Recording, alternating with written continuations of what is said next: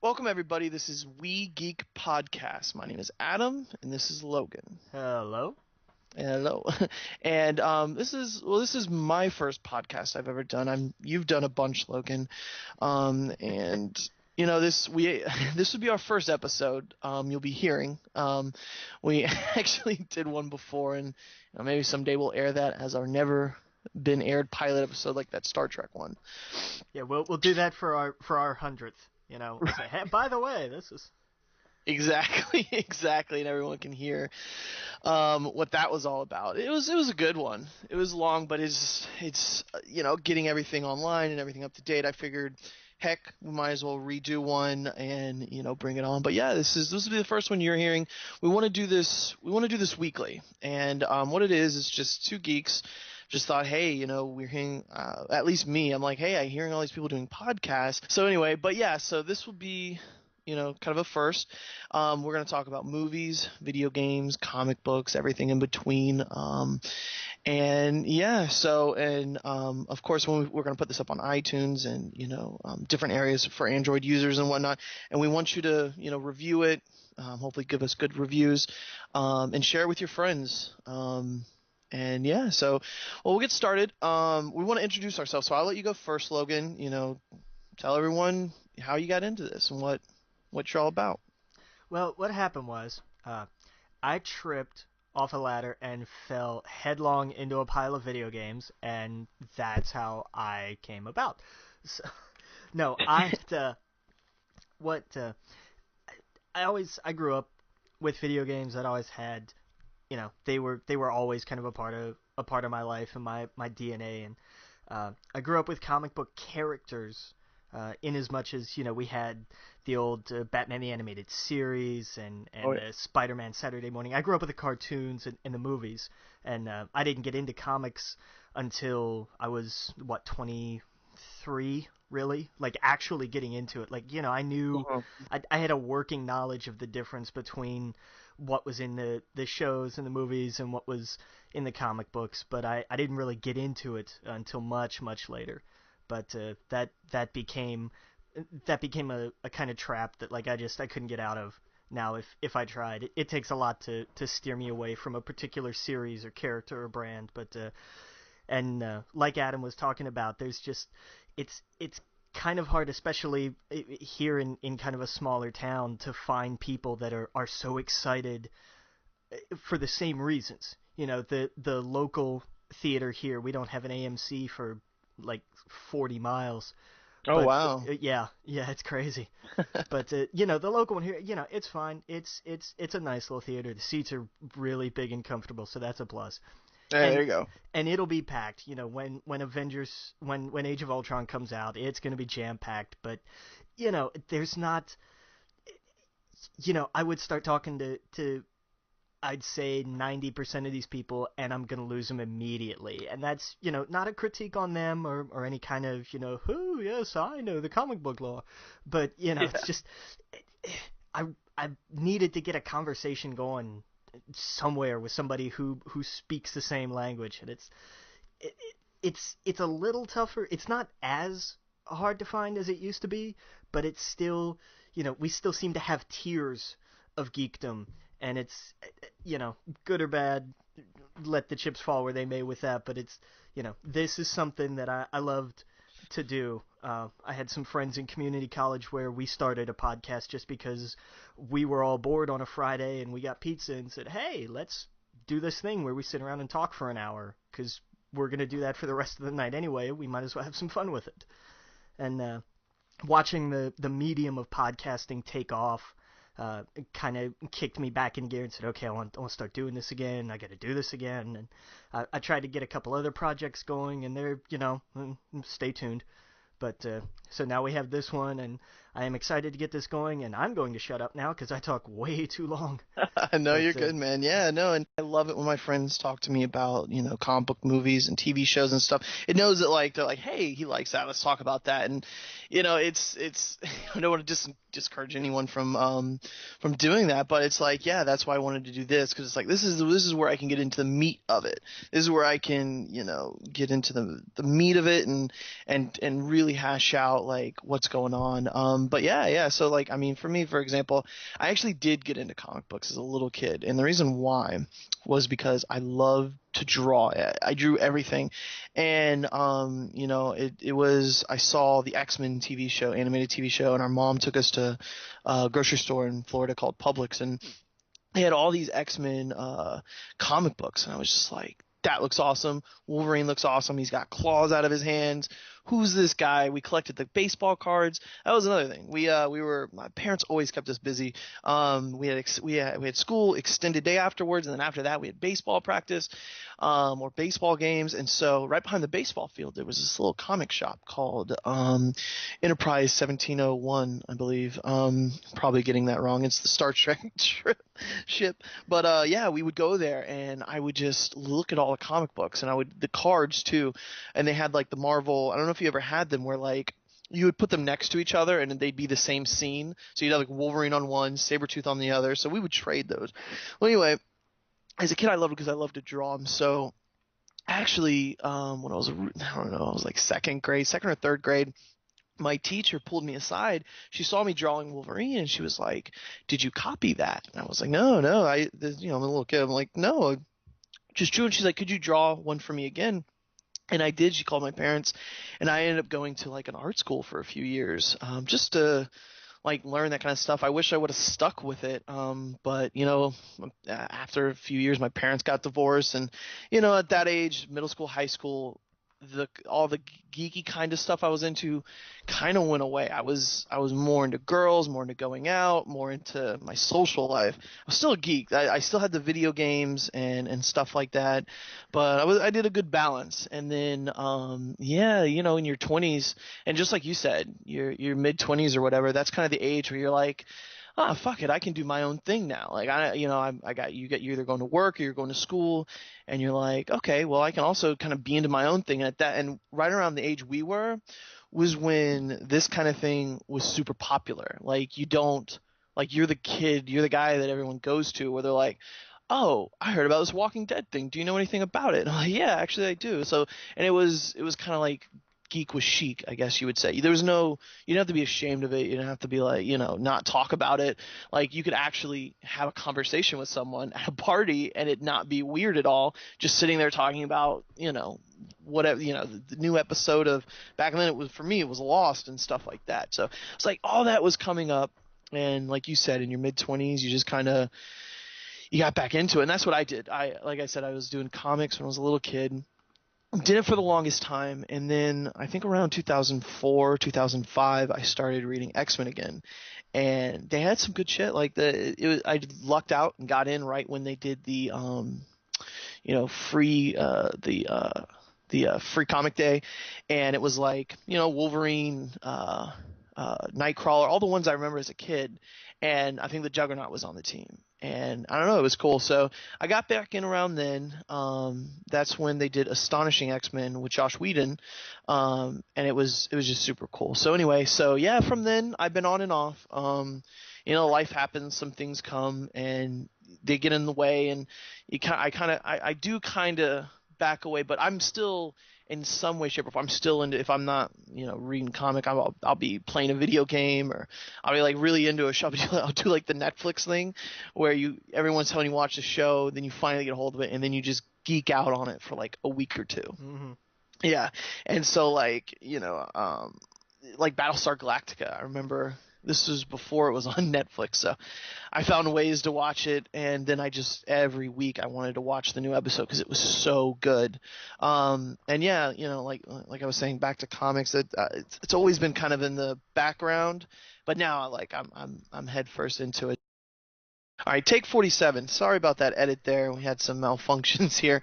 But yeah, so I mean that's my origin, I guess, if you would, is that I loved comic books and stuff, love movies, love all that stuff, and we're just here to talk about it. So, our Facebook page, it is We Geek Podcast. And we'll try and put that in the show notes. And basically it's our Facebook page. Go to it, like it, talk, just it's a place for you to discuss, everything that we're talking about on the show. Anything you want to talk, we'll comment back. Yeah, I want it to be like like a comic shop where you go in every Wednesday and you talk to your buddies, or just, if you don't do that, like your friend's couch, you go over, you hang out, play some PlayStation, drink some beers, and just sit and chat about, what's going on with Arrow, or, what the new Star Wars movie, does that make you happy or does it piss you off? Fast and Furious, anything, video games, whatever. We want the Facebook page just to be a fun place to go to, and we'll be working on things in the future, maybe a website, get that up and running. But yeah, so anyway, that's kind of us. We met kind of in Orlando, and since then Logan's moved. You don't have to tell him where you moved to, Logan, but you moved out of Florida, but we're still East Coast. Yeah. And like you said, you're kind of in a smaller town now, and I'm still in Orlando, so I do like that I can go to AMC just a few miles away. Yeah, pick one. You've got like 3. Yeah, within walking exactly. distance, practically. Oh yeah, and that's the thing about Florida. A lot of people give it crap, but I love it. It's especially Central Florida. It's so easy to get around. There's so many things to do. Yeah. So anyway, that's us. So wanted to get that out of the way. And basically what we're going to do is we're going to talk about the big news that's been happening, and then we'll get into the meat of it in the later sections with certain topics. But yeah, the big news, I guess, the first thing we talk about is Nintendo partnering up with DNA. That's DENA. I guess it's a company that's been developing games for the iPad, or Android and iOS. And Nintendo came out this week and was like, actually, it might have been a little bit earlier last week, but yeah, they came out and they said that they have plans to make games on iOS, which is huge. Like I can't think of another time Nintendo put their games on another device. Yeah, Can you? No, and I mean it took a little while for that to really sink in, just exactly what that meant for me, just to think about, like, Right. Oh my God, we're gonna have, you're gonna have Mario on your iPad, a legitimate Mario on your iPad. Right. And well, here's my first thought about it. When I first read the article, Nintendo announces, I forgot what it was about, but I read the GameSpot article by Rob Crossley, and he goes into detail about what exactly it is. And that's the thing with Nintendo, is they'll announce things, I'll get super excited, and then when I start reading into it, I'm like, wait a second, hold on, let's go back, let's take off the blinders, let's take off the Nintendo Kid hat that I used to have, and you're like, when you first hear it, you're like, this is what I want. Like, how cool would it be to have old school Mario, or just the NES games or SNES or Game Boy games on the iPad? And I don't want to confuse things. That's not what this is. They're not porting anything over, and that's not their plans. Which, personally, I think they are leaving a ton of money on the table. Yeah. But what they're doing is their goal is to create new stuff, which is great. That's good. But that's what we want. I assume what they'll probably do is take their current IPs and make game. What do you call them? Like the Candy Crush type games, or the Speed Runner type games, those kind of things, or Never Ending Runner, whatever you call them on the iPad. I imagine they'll be doing things like that. Like if you look, I don't know if you've taken a look at the stuff that DNA makes. I haven't really, no. Yeah, it's all just throwaway games. It's the generic. I don't have the list in front of me, but they're very generic. Nothing, if I read them, would stand out to you. But it's interesting. I think, and I read that they both bought into each other's companies. So it's which is huge. Yeah. So I think it was basically Nintendo going like, we're serious about this.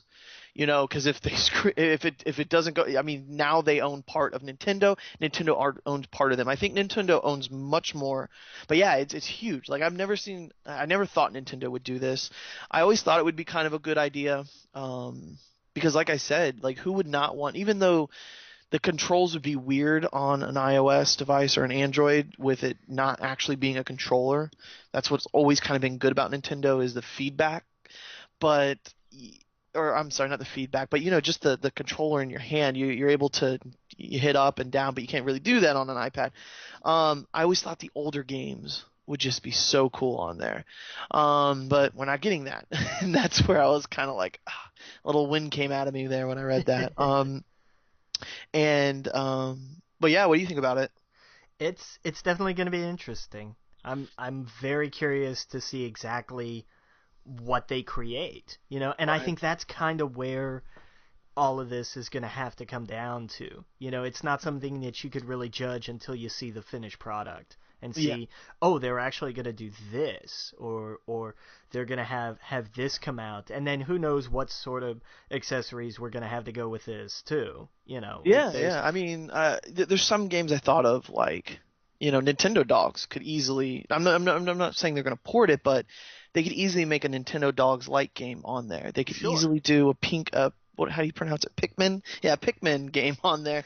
Ooh, ooh, that would be really good. I could see Right? Yeah, Pikmin 3 was also very touch oriented for the Wii U. It relied heavily on the touch screen interface on the gamepad. I mean, exactly. but so I mean that's definitely an idea. Yeah, I mean, there's certain games that I thought would, I mean, an Animal Crossing type game would be perfect for the iOS because all it is, I mean, you're doing chores all day long, and that sounds bad, but it's kind of fun. It's kind of like playing Sims or whatnot, but it's more Nintendo-y. It's got that gloss on it, so I'm sure, that's one thing they do is they're able to use the tools given to them, or they usually actually create something that someone else doesn't do. Like, of course, the Nintendo 64 controller, the GameCube controller, the Wii controller, totally different. And so it's going to be interesting to see what they do with touchscreen, and I'm sure it'll work. I mean, I, I apparently also it's coming out this year. Like they're having some apps that are going to be out this year, so that's going to be super interesting, and I can't wait to see that. Now here's what I think is going to happen. I think, like I said, they're going to have a lot of those touch-based games, and this is where, like I said, since they're not going to be porting their games, this would be, if they don't do this, they would be leaving money on the table. They have to make a Hearthstone type game, but with Nintendo characters. That would kill it. Ooh, Yeah, ooh. and then imagine expansion packs. Zelda expansion pack. You have your Sonic expansion. It could go on. Like, Yeah. and then the other one is, what about a Nintendo MOBA? Like that would imagine Nintendo MOBA on an iPad. Well, I mean, I don't know, because you get into, you start to get into Skylanders and Disney Infinity territory, and That's what this is. I mean, I they know, have and I just, amiibos. Imagine, see, yeah, that's my thought process. yeah, Is you have they're the Mad Toy Company. They have these amiibos which are selling like crazy, and that's yeah. good. We want Nintendo to be good. We want them to make a lot of money. But imagine, that's what I'm saying is, like, I can't imagine someone there hasn't thought, we have these amiibos. Why wouldn't we do a Dota with them? It's the same thing as buying a character in those games, right? You just buy the figure of them. And the what's the word I'm looking for here? The cross functionality of this same character. You can go from Exactly. Smash to Mario Party to whatever. Oh yeah. The opportunities there are, yeah, Yeah. okay, I see it. And then, see, that's what got me excited. Now, all these are pie in the sky thoughts and things I've heard from other people as well. I don't want to make this seem like it's some original thought that I had, but it made me excited. It made me super excited that I thought, oh, like this is exciting for them to go to those platforms. I think it's been long enough, and I'm glad to see it. This is, I've been saying, like, they needed to do something to put themselves back on the map. They still have that Wii money, but the Wii U hasn't, done that well. I currently don't own one. I know you do. I actually just played it for the first time the other day, and Yeah, what did you play? we played Smash Brothers, and I was Okay. reminded again of how bad I am at that game. Yeah, and I played the 64 one probably the most, and then the rest, a handful here and there, and Yeah. I'm I don't know what I'm doing. I might as well just be hitting the controller on the ground, but it's fun. I mean, this is a lot of fun. I like to pick the different ones that I've never played before. Like, I was playing as Duck Hunt and the villager and whatnot. But one game I did play that kind of disappointed me was Mario Party, and I guess I wasn't disappointed because I guess I wasn't expecting that much from it. But here's the deal. Let me paint the scenario for you. We were at my buddy's house, and we put on Mario Party. He had a few friends over. We were drinking, having a good time, and there's a whole part of the game. There's the Mario Party, and there's the browser party. The browser party you can't play unless you have the amiibo, and that's the first time I was like, wait a second. So that's the same thing as DLC first day DLC to me, right? Like you release this game. Imagine taking it home and going, oh, I got this game. I want to play Mario Party, and then what's this browser party? I can't play unless I have the amiibo. Now, that's what I was told. I mean, I didn't actually research into it, but I just took my friend's words for it, and they had the browser amiibo there. I was just shocked. I was just like, wow, okay, so they hide this board behind, a paywall. So I thought that was kind of weird, but I could totally see them doing that in the future. Like, hey, here's the new Zelda game, but if you want this special little level that's on an island over here, you have to buy the figure. Which I don't know how to feel about that. What do you think? I think that's where the business is. I mean, it's just kind of, we just have to deal with it, and I blame MMOs for that. I think they no, I do, because when I was in high school, like I knew nothing of WoW and everything going on, but a guy that I worked with was really big into Final Fantasy 11, and he kept, you gotta play this, you gotta play this, you gotta play this, and knowing absolutely nothing about it, it's like, all right, fine, I'll go to GameStop, pick it up, come home. Oh wait, what is this? You mean I have to pay to continue to play the game that I just paid for? Like, that threw me for such a loop, because I had no idea. I knew nothing of this world, and I just, ever since then, I've thought, tell me this isn't where we're going, and yet, here we are. But, it's, some of it's good, some of it's bad, some of it just is what it is. So. I do have to say, the figure of Bowser though looked pretty dope. Like, it looked really cool, and I thought, that would be cool up on like on my desk, working or whatnot. That'd be pretty cool. But then I thought, like, well, see, that's a slippery road. That's a corner I don't want to go down. I do not want to start buying figures or any of that other stuff. I don't like DLC. In any other game, it's like, okay, I buy it and I don't have to have something on my shelf. But I don't know. There's pros and cons to that. I think it looks cool though. The bigger thing is that they're priced really well. They're not exorbitant. They're and again, like you said, they could also be collectibles. Right. There's the amiibo. Like, when I first saw it, I thought, oh, this is either gonna really work or tank.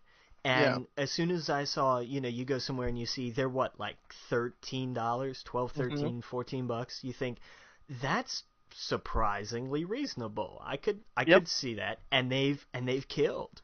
So cheers to Nintendo for combining action figures and video games in a slightly different way than something like Skylanders has, where you can take these and you can say, oh yeah, we're gonna go from here to here, and everything carries and everything transfers.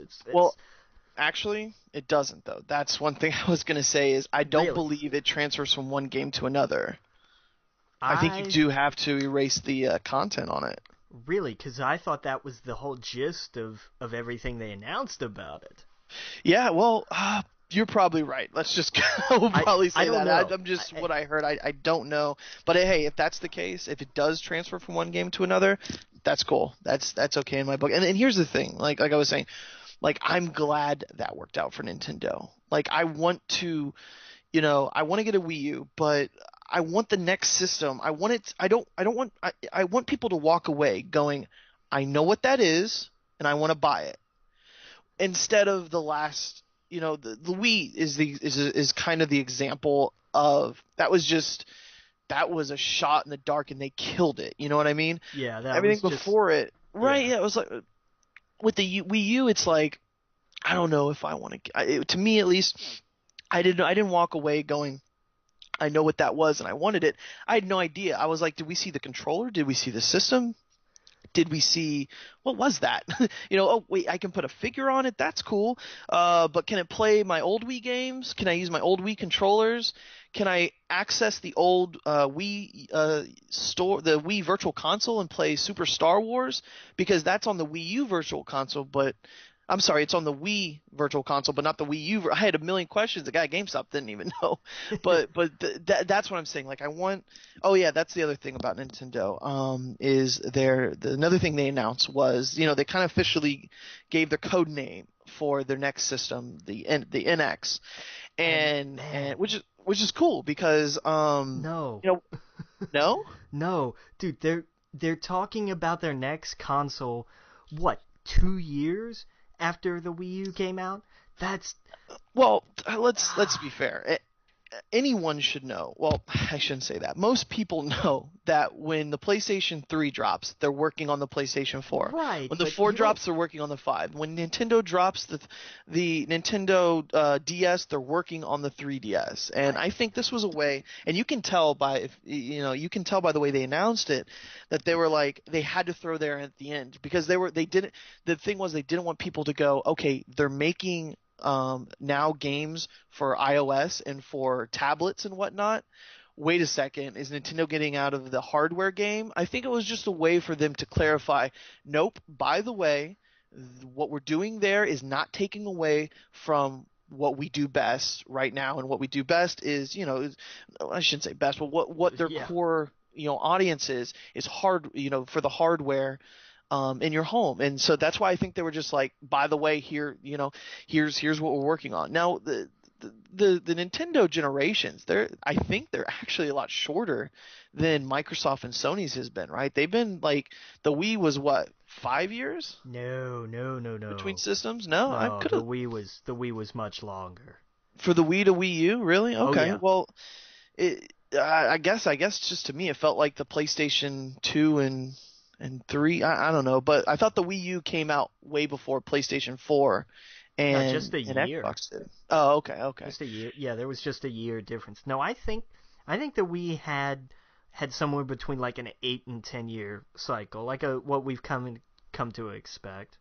Right. Well, I heard a cool theory about what the NX meant, and that it was their system, that the X is kind of like the Mortal Kombat 10, the X, Okay. or kind of like what was my thought process going with that? The Street Fighter Cross, what was it? Cross Tekken, yeah. Cross Tekken, that's it. The X is actually like a cross, meaning that it'd be one system, and you can have, for example, if you download, let's just say Super Star Wars on that device, you can play that on your 3DS, you can play that on any system, and that the platform is actually something that you can play at your house, like a tablet almost, or kind of like they have the Wii U now, and you can actually take it to go.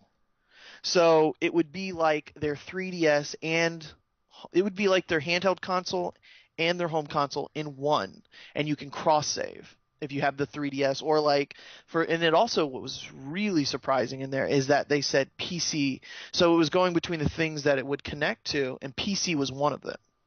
So that's strange. My thought process was, it'd be cool if you could, you're at work, like, oh, that game come out, you buy it on your PC, kind of like Steam or something, and then bam, it's there on your console when you get home.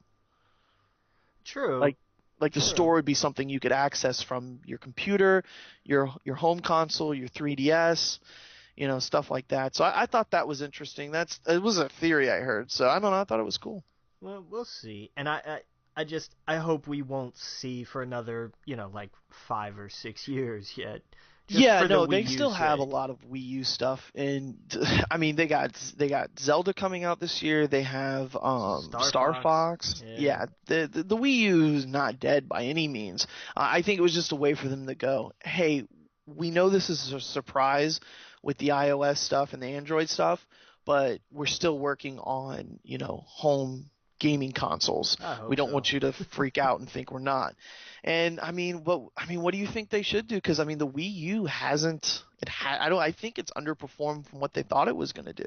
I think it underperformed drastically. The biggest Right? problem was the name. Yeah. Because Oh so yeah. many people, when they didn't show a new console and they were just like, look at this gamepad, look at it's the Wii U, and people, they had to send out at least 2 different notices that I'm aware of to say, no guys, the Wii U is a new console, not just Yeah. the next add-on for the Wii. It was branding that just kind of screwed them on that. So Yeah, they definitely. I mean, that's the thing is when you saw the Wii, the first one, you knew what it did. You could see them and you could see how it could be fun and how your mom could get up there and do it and your brother who maybe not played games could do it. Your sister can do it. Everyone can do it. And you saw the fun. When you walked away from the Wii, you were like, "Okay, I totally get that." The Wii U, yeah, you're right. It was like, "What is this? I'm confused." Oh, that's right. This is Nintendo. And so that's why, yeah, like you said, I hope that at the end of the day, wherever they show this off at a year, and I think they said they were we would see some of it, or we'd hear about it next year or something. So it'd be interesting to see down the road a clear message, and yeah. that's something I think we can all get behind. When Oh, we see when absolutely. PlayStation announced PlayStation 4, they are very clear on what they want in it and what's in it, and same with Xbox. I mean, they kind of flip flopped around, but Yeah, well. yeah, but I mean, at least they were up front. Like we knew what they were planning on doing, and they True. changed that True. real fast. Yeah. Yeah. It I, seems like with Nintendo, we have to decipher everything. Like yeah, so we this is have to true. yeah. But it makes things interesting, especially talking about it and stuff. So that's cool. So it's gonna be cool seeing that down the road. But that's the big news with Nintendo. Um, the other thing I wanted to talk about was Spider-Man. I know you love Spider-Man, so I might let you take the Yeah. wheel for this one. But yeah, Sony's deal with Marvel. What do you think? Well, I'm pretty sure by now everybody has talked this thing to death Oh, that's in true. every possible angle, but it's still, every time I think about it, I still get excited. And Right. it's very rare for, what was it, a month ago at like midnight on a Friday, they were like, oh, by the way, this Right. Spider-Man's going to appear in the next Marvel movies and stuff. And of course, it it broke Marvel's website, which I Oh thought was yeah. the most awesome thing. I was like, I want to see this. Nope, sorry, page cannot be displayed. I was like, that's the point about this. This is just awesome on a huge scale, and we're still gonna hear casting rumors until the minute and probably even after it's official, we're still gonna hear people saying, well, it's actually this or whatever, because the internet. So Oh I'm yeah. just looking forward to it. Whatever they decide to do, I maintain they are still going to go with Peter Parker, and Hmm. Miles would be cool, but I think if they're gonna do that, we'll see that down the road, or Oh in yeah. one of Sony's spin-off movies that they're still gonna work on, since now Hmm. this franchise has new life. So, but I mean, we're gonna see what we're gonna see, but it's only a good thing for Sony and Marvel and fans and just life in general. Like, this is a good thing. I, Yeah, no, totally. I agree with everything there. Yeah, and I totally agree with the Miles thing. He'll come maybe in the second Spider-Man film, maybe in the third one, and I guarantee you, he'll pop up and he'll spin off, and it will be a great movie. Like Miles' story is probably one of the best original characters in years. Like, Agreed. if anyone's listening, you haven't read Ultimate Spider-Man, go do that. Like, you could start at one. They're all like that. Just consistency is it's crazy how good that book is. And then of course Miles comes in way later, but Ultimate Spider-Man's been one of the best comics in a while, and especially with Miles Morales, it was a breath of fresh air. So I totally see that spinning out, and this is a win-win for everyone. It's going to be cool, because the people who don't really pay that much attention to the movie news and the comic book news, they're just going to see Spider-Man and Avengers, and they're going to see some Avengers and Spider-Man, and it's going to be great. And to them, it's going to be seamless, hopefully. And it's going to be great. So, there's no more like having to explain to my some of my friends why Spider-Man doesn't pop up. I'll still get the why is Wolverine not in there? Couldn't they just call him?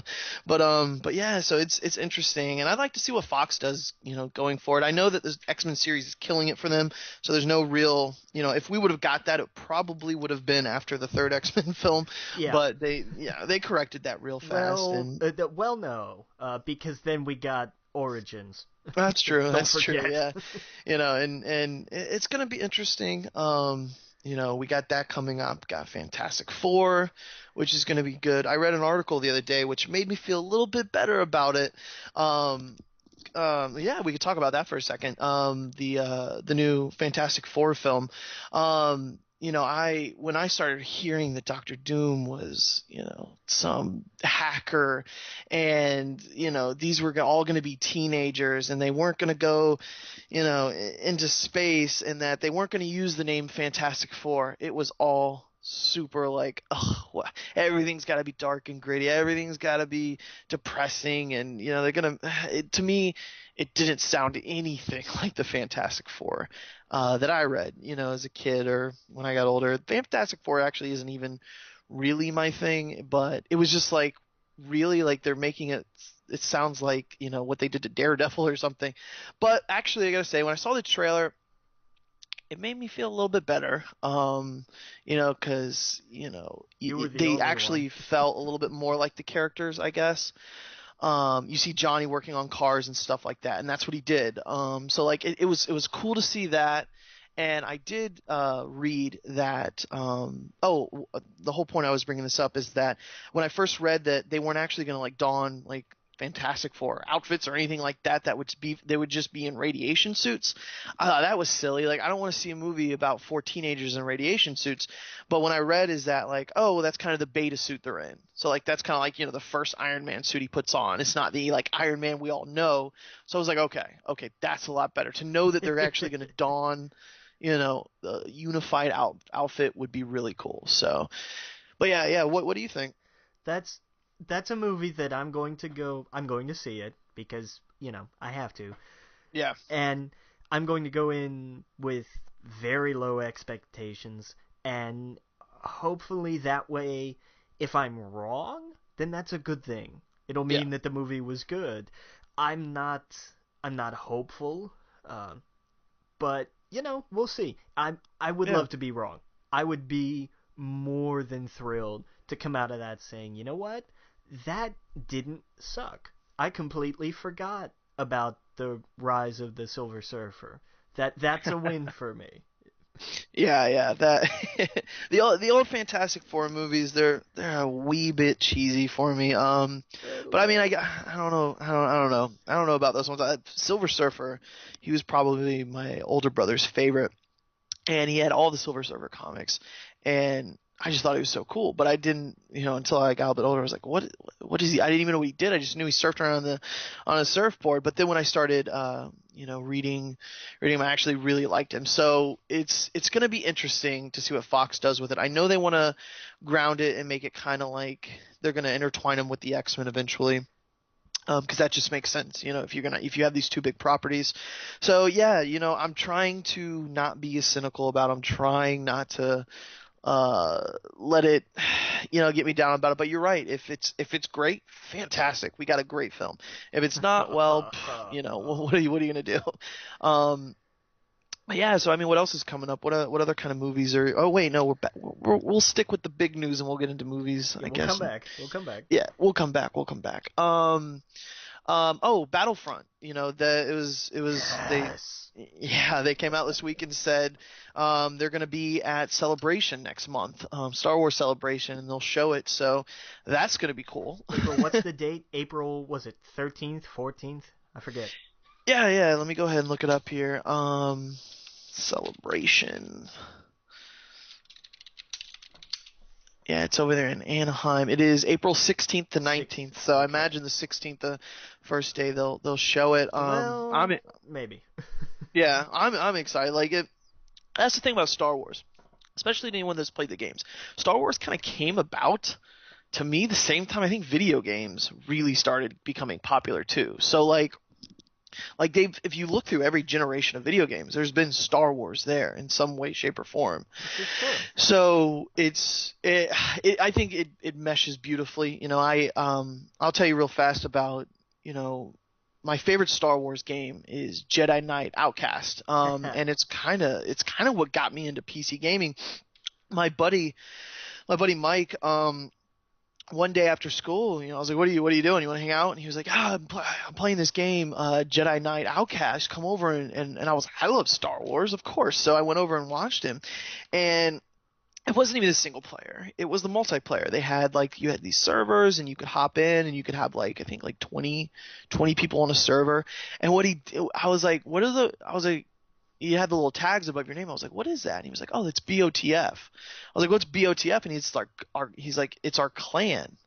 I was like, what the fuck is a clan? That's what is this? And he's like, oh, it's like our guild. It's our clan. It's a group of us that, he's like, like the Japanese have or whatever. I didn't understand it, but he was like, it's like a group of us that we're good. We fight together and then we go against other clans and guilds and whatnot. And this was where I first was introduced to it. And of course now in MMOs they're all guilds and clans and whatever. And so but yeah, it was my first introduction to it. And it was like a group of them and they all had ranks and stuff like you would if you're in the military or mafia or whatever. And I got so into it because it was the first I've played first person shooters before that. I think it was like GoldenEye, stuff like that, but I never played anything where it was a melee weapon and you had to have certain skill in order to play it. And it was cool. I got lost in it. And so that summer I went out and built a PC. I mowed lawn after lawn after lawn, and I forgot how old I was at the time. I think it was right before I could actually get a real job. I must have been 14 or something like that. So anyway, I busted my ass, mowed a bunch of lawns, did whatever I could for money, pressure washed every person in my family's house I could think of, or in my family, not my house, but yeah. And I just made enough money to go out and buy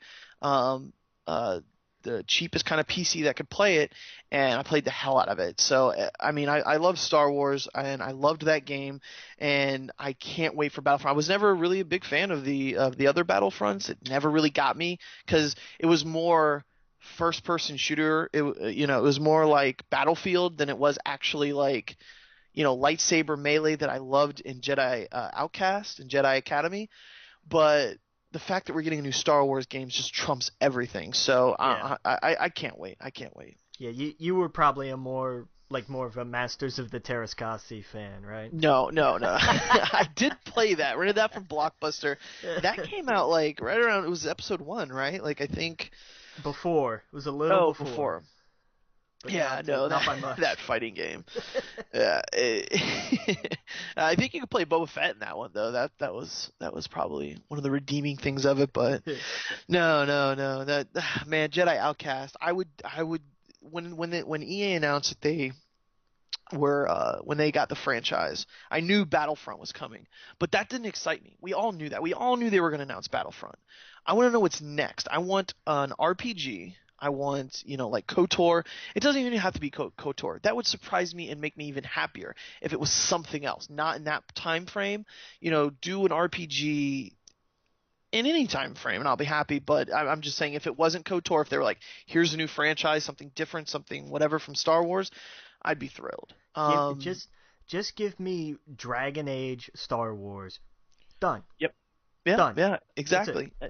And it's I'm sure BioWare's got something in their tank right now. I'm sure they got a lot of things cooking over there at EA. I mean, it's going to be huge. I hope they do it right. And they do it after Mirror's Edge 2 is done. That's all I'm worried about.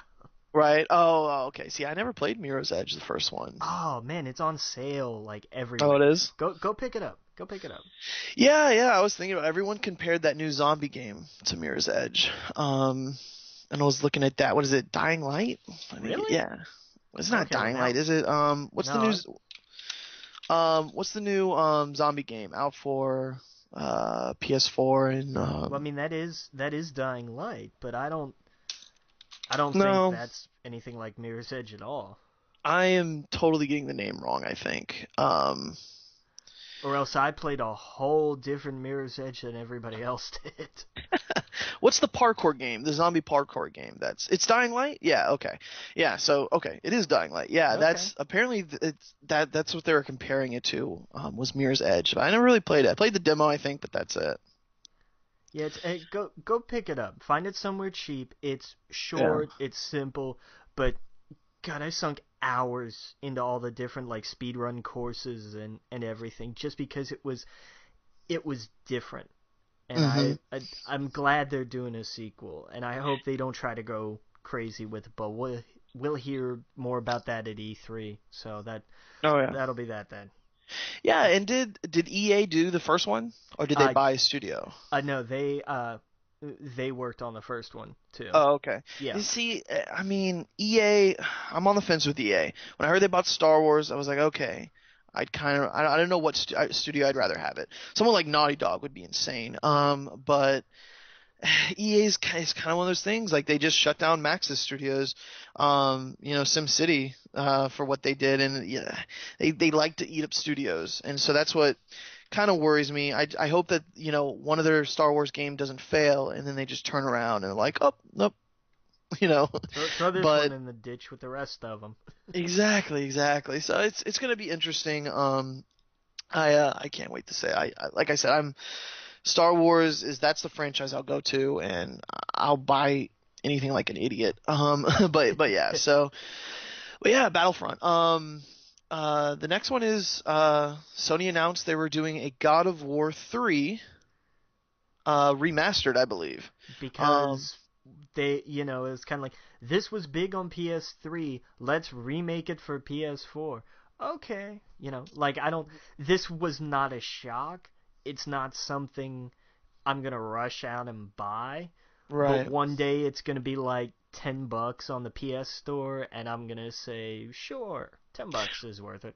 Right, exactly. And I think what this is for is because the last generation, Xbox 360 kind of had it between the PlayStation 3 and the Xbox 360. More people had the Xbox. Yeah, And I think what yeah. this is like, hey, we know that you just bought a PS4 and you probably had an Xbox last generation. Here's God of War 3. Just you can get a taste of what's coming next. And I think that's what it is. Just like Uncharted. I mean, they have to be working on Uncharted 1, 2, and 3, HD collection or whatever for the PS4. Like that has to happen because I can't tell Yeah, you how many friends of yeah. mine that had a 360 last generation. They've heard of Uncharted. They're not really into like gaming news or anything, so they heard it was good, but they were like, "What is that? Is that Indiana Jones?" So they didn't really know. I think when they play it, they're gonna be like, "Oh, okay, I get it. I get this now." Yeah. Kind of like Xbox. Where's the Gears of War, collection? Why isn't that out? They have the Halo one. Gears. They'd be leaving money on the table if they didn't do a Gears of War one. I think. Um, because that's me. Because I had an Xbox 360 for I don't know, a year or two, and I think I played the first one, but I didn't play any after that. I would love to get that if I had the Xbox One. Same with the Halo edition. Someone who didn't play much of it, that's something that I would get into. So you're right. God of War 3. Funny story. When back when I got that, I bought it brand new. Went home. I didn't play it. The next day, I was going into work, and my buddy, my roommate at the time, was like, "Hey, you got the God of War, right?" And I was like, "Yeah. I'm going to work. Here, have fun. Go at it." And he played it, and I came home, and he was fighting the last guy, which I don't want to spoil it for anybody, of course, if they're going to play it. But I was like, so what's this? And then I see the credits, and I'm like, oh, okay, you finished the whole game. Like, did you do anything today? And he's like, yeah, I got a box of cereal, and I did this. I was like, all right, that's cool, that's cool. But you know, it's one of those games where like even if you're not a gamer, because he's not, you sit down and you're like, this is fun. I see why this is fun. I want to play more of this. And yeah, God of War is just one of those. You know, it's kind of like what is it, Bayonetta? You have that, right? I didn't. I had the first one. I haven't picked up 2 yet. Oh, okay. Yeah, a lot of people tell me that was kind of like the God of War, where like, you know, There, big stage. yeah, you could tell they drew. There were definite similarities. The first Bayonetta was really fun. Yeah. I did enjoy that a lot, and I'm gonna play 2 eventually. Yeah, that was gonna be one of the games I got when I get the Wii U. You know, of course, Smash Brothers. You know, and then I was thinking about getting the Bayonetta. I'll probably wait for the Nintendo Wii U, probably a little bit until, you know, later in the year when they start bundling it. You know, getting ready probably for Christmas or whatnot. But yeah. So anyway, Yeah, that is. Go ahead. no, I was gonna say because by then, we'll probably have any sort of announcements for whatever big is gonna drop this holiday season. Post E3 is always the best time to start planning like console purchases. Right. Yeah, I got some stuff coming up. I'm getting a new car, you know, soon, and I got a wedding going to, and you know, I got a few things at the beginning of this year, but later in the year, that's probably one thing I'll get. Um, you just got a new 3DS, didn't you? I did, and I not like it. just a new 3DS, but the new Yeah. 3DS. And I've wanted one forever. That Yeah. has been the top of my list for so long. I And know, man. Every time I talk to you, I'm like, "Did you play this?" No, and I'm like, "What? Like, why don't you have this thing? Like, it's been out and it has all the games that you like." And to me, the 3DS. If I was in the market for a Wii U or 3DS, I know most people would probably get the Wii U, but to me, the 3DS it has so many games, I would like the steer people toward a library. 3DS. I really Yeah. would. Oh yeah, absolutely. Like, I mean, of course, it's got the Pokemon. I know you're a huge fan of them. I was since I was a kid. Hmm. And yeah, that I love the Pokemon series. And you know the what was the game that I played just the other day? It was Fantasy Life. You've ever heard of it? No. Yeah, it's like it really reminds me of old JRPGs where like you pick a class, you do these levels, and what happens is it's weird. It's Super Nintendo. No, I don't mean like the console, but I mean like it's really Nintendo, where like you have like not your 7 to 9 different classes, and you can you'll do one's like a knight, and then you'll do all these quests and stuff, and then you go back and go, oh, I want to be a cook, and then you do all that stuff. So it's great because it's one of those games where you got 10 minutes to waste. You just pick it up and you play it, and then you put it back down, and then you go back to it later on. So it's cool like that. It was a way to anyone that used to play MMOs or anything like that, where like you were kind of more into like just doing quests and doing just random nonsense, and that's fun to you. That's kind of the game to get on the 3DS. And it was just a weird find, but it's really cool. So like that's what I like about the 3DS. There's so many different things on it. And you got the Kirby, you got Sonic, you got Mario, you got Donkey Kong. You have all the Nintendo characters that. Yeah, old school Zelda. Yeah, old school Zelda. It's got on there. I think it's got like the first 3 Mario games, Yoshi's Island for the Virtual Console on it. And yeah, I think Nintendo's nailed it in the handheld market, like especially with like the Pokemon games they're still fun. Yeah, but yeah, so I don't have the new 3DS yet. I just have the old one, but might trade it in and get that soon. It's just gonna be cool to see what they're doing with it. The 3DS it's been on the market for a while now. Now that I think about it. It was like 2 years before the Wii U, right?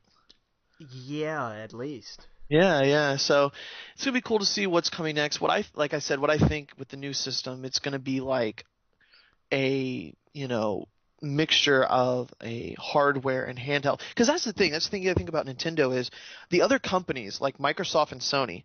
They have a lot of other things they do. Like Sony has its movies and its electronics. Microsoft, of course, with its software and everything else that they do. Nintendo is just games. So and where Microsoft they just have a dedicated gaming system. Sony has the PlayStation 4 and the Vita, where it's not really selling that well. But Nintendo, they might not sell as many Wii U's, but they're still selling Wii's, and they're still selling crazy amount of 3DS's. Oh yeah. So yeah, so when you look at them as a whole, they're doing good. Especially since they've kind of, instead of putting their money in like other things or whatever, they're doing it in their game consoles.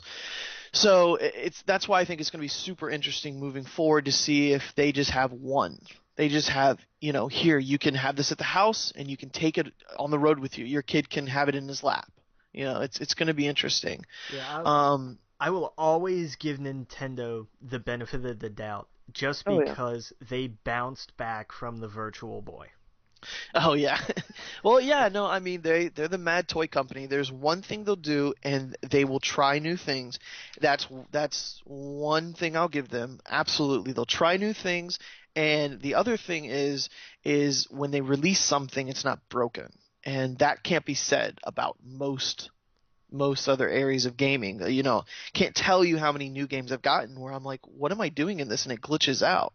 It's weird. And so it's nice that, when you get a Nintendo game, it's like, oh, okay, I can play this. And I'm not going to fall over here and have to restart the whole game again. Here, look, this is done. Yeah. Yeah, exactly. This is an actual finished product. Right. They take their time on it. So it's, growing up, I was a Nintendo kid. I had, Nintendo. I had the NES, the Super NES. I had a Sega. We loved the Sega, but when I look back, I'm like, what did I play on it? I had X-Men and Sonic, and I don't even know what else. I had like 2 other games. But with Nintendo, I can't tell you how many games I had. Like, you had Terminator, you had Tiny Toon Adventures, you had, of course, all the Super Mario Worlds, the Donkey Kong Countries. The list goes on and on and on. And Ren and Stimpy. Like, there was just so many little fun games that I played on it. So I really hope that Nintendo kind of goes towards that. Moving on, I hope they need third-party support. If they get that behind them, it'd be back to the golden days of Nintendo, I think. So it'd be cool. And, one system to buy, like cross-save, cross-buy, Sony's done it. Nintendo has to do it. Like, if I buy Super Mario Bros. 3 one more time, I better be able to play it on their systems, all the systems. You know what I mean? Like, it only makes sense to do that. And they would just be leaving money on the table if they didn't, because it's gotten to the point where most people just don't do it anymore. They don't buy it because they're like, why? What's the purpose of this? So I can't take it to a new system or whatnot. But yeah, somehow we got back to Nintendo. Do you want to talk about the Metal Gear Solid news? I do, but it's so kind of jumbled. Yeah. The idea, I'm still not entirely clear on everything, because it's like, they're leaving, they're done with this, they're going with that. Kojima's stepping away after 5. They're gonna do a different series after this. I'm reading too many articles that say too many different things. It's making my head hurt. Right. Well, yeah, we should say it. It's just rumored now. I think when they officially came out, they said a bunch of nonsense that didn't say anything about what's going on. But yeah, just Kojima is, what I'm thinking happened is that the contract's up. We got the new one coming out, and that he's probably going to find a home somewhere else. It's kind of weird because he's been with them forever. But he's kind of a brand himself, so it's gonna be interesting to see where he goes next. I'll be honest, I played Metal Gear Solid on PlayStation, the original one, and the other ones I haven't touched. And I've been told, you gotta play this, you gotta play 4, you gotta play Peace Walkers, you gotta do this. I don't know why. That was one series I liked, the Metal Gear Solid. The other ones seemed weird as like hell. I didn't know what. I'm like, does he have a robot jaw? Wait, what happened to Solid Snake? Is he eating snakes in this one? Like, I was just totally confused, and it just kind of, I don't know. It's kind of like I really liked Metal Gear Solid. Like, that was one game that I went all the way through, and as a kid, I was like, wow, like I finished that game, and that game was not just like a regular little Mario game. Like, it took so much to do. It had meat to it, yeah. It had meat, yeah. It had meat. That story, it was super hard, and well, at least for me it was. But I loved it, and I got through it. And then when I heard the second one, I was like, no, I'm okay, because I don't know what's going on. There's two of them. One of them is blonde or white hair. I don't know. And then the series kind of lost me at that point. I think it'd be cool to go back and check out some of them. And the new one, I mean, I saw the trailer for it. It looked cool. It looked stylish. Like, you could tell Kojima really, he wants to be a director so bad. Oh, yeah. Yeah. And what's interesting to me, though, is didn't they have a deal for it was PT, right? It was Silent Hills. Yeah. So that, like, what happens to that? What's that? Is that just left on the table when they leave? Wasn't that going to be him doing it? I don't know. And because all I remember was that demo freaked me the hell out, like 26 different ways, and I loved it. I was like, I haven't seen a game like this. It's the same way with horror movies. I haven't seen anything that's been genuinely terrifying in a long time. So I was excited for this. I was like, they're bringing this franchise back, and they're embracing, every new thing they can, and working on this, and they're, I was excited for it. And I don't know what the deal with that is going to be now going forward. So, we'll see. It's going to be cool. And like you said, PT, anyone listening, if you have a PlayStation 4, go download PT. It's a playable demo, and it's great. Turn off the lights. Do it at like midnight. Don't do it during the day when the lawnmower's going in the background. Do it at night, and play it, and it will freak you out. That's one of those things where, like, I heard like it was scary, and I'm like, I don't like horror games. I just think they're silly and just grotesque, and I'm just like, ugh, okay. So I'm playing, and don't get me wrong, I like grotesque. I like Mortal Kombat and shit like that, but horror games have never really been my thing. But then when I played that demo, and you're going down the hallway, and you turn, and then you go down, and you open the door, and you're back in the hallway, and you're like, oh, I got to figure this out. This is interesting. And that's creepy as hell. The whole atmosphere is creepy, and you're like, I get this. I like this. So, yeah, and then and the music, and it's just really good. So, yeah, PT, go download it. I'm sure most people have heard about it, but hey, if you haven't, go download it. But yeah, so so that's Kojima. That's kind of all the big news. Got that out of the way. The other things we could talk about, like, for example, let's go to TV. I know Arrow and Flash came back this week. Have you seen them? Yes, I have. Oh, yeah. And I gotta say, Arrow's been my thing for the last few years. I think Flash is now beating it. I'm going to say that. I am on that bandwagon. Absolutely. Yeah. That last episode, maybe, I mean, how can we talk about this without spoiling it? Well, let's say it looks like what happened didn't happen because of what happened, so that now we're back to what hadn't happened. Right, exactly. Well, I think what we'll do is we'll discuss more of what like spoiler stuff at the end, and we'll just say, hey, it's a big spoiler after this point. You can stop listening, and then we'll go deep into Flash and Arrow. But yeah, like you said, like it's going to be super interesting moving forward. There was a moment in that episode where just things started happening, and I was like, okay. Like, I just felt like I just got shot with adrenaline. Like, this is what I want. The story just jumped so much far ahead, and we'll get into that later about how the end thing, I was like, okay, I guess that had to happen. But well, yeah, the story was moved so much forward. I don't want it to go back and go back into this, like, oh, okay, let's be back to CW again. I want it to be like, yes, like I said, the last we'll talk about that later, but it totally made my ears perk up, and I was like, okay, we're done with the monster of the week. We have all the characters in place. We have them all set up on the board now.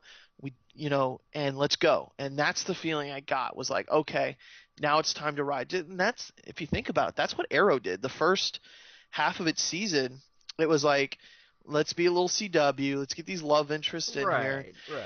And let's put the characters on the board. They had to throw in a whole bunch of, bad guys of the weeks just so he gets his rogue gallery set up. And then it took off. And, the characters, it's starting to get on that level where, like, actually afraid for some of these characters. And that's what makes great television. That's what makes Walking Dead so good, and Game of Thrones, is that it puts some weight into it. And you're like, oh, okay, I want to see what happens now. But yeah, man, it's good. Were you ever a Flash? Like, did you ever read Flash or anything like that? No, I never did. I started to when Flashpoint came around. Yeah. And then after that, I was like, okay, I'm gonna jump into everybody. Yeah, see, that was probably the big one I did was Flashpoint, which isn't saying much because he is the reason why their other big events happen.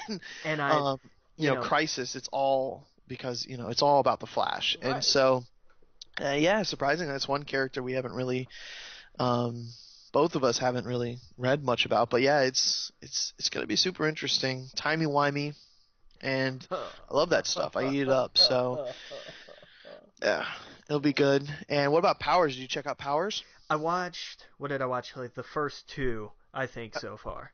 What did you think of it? I'm digging it. I am really digging it.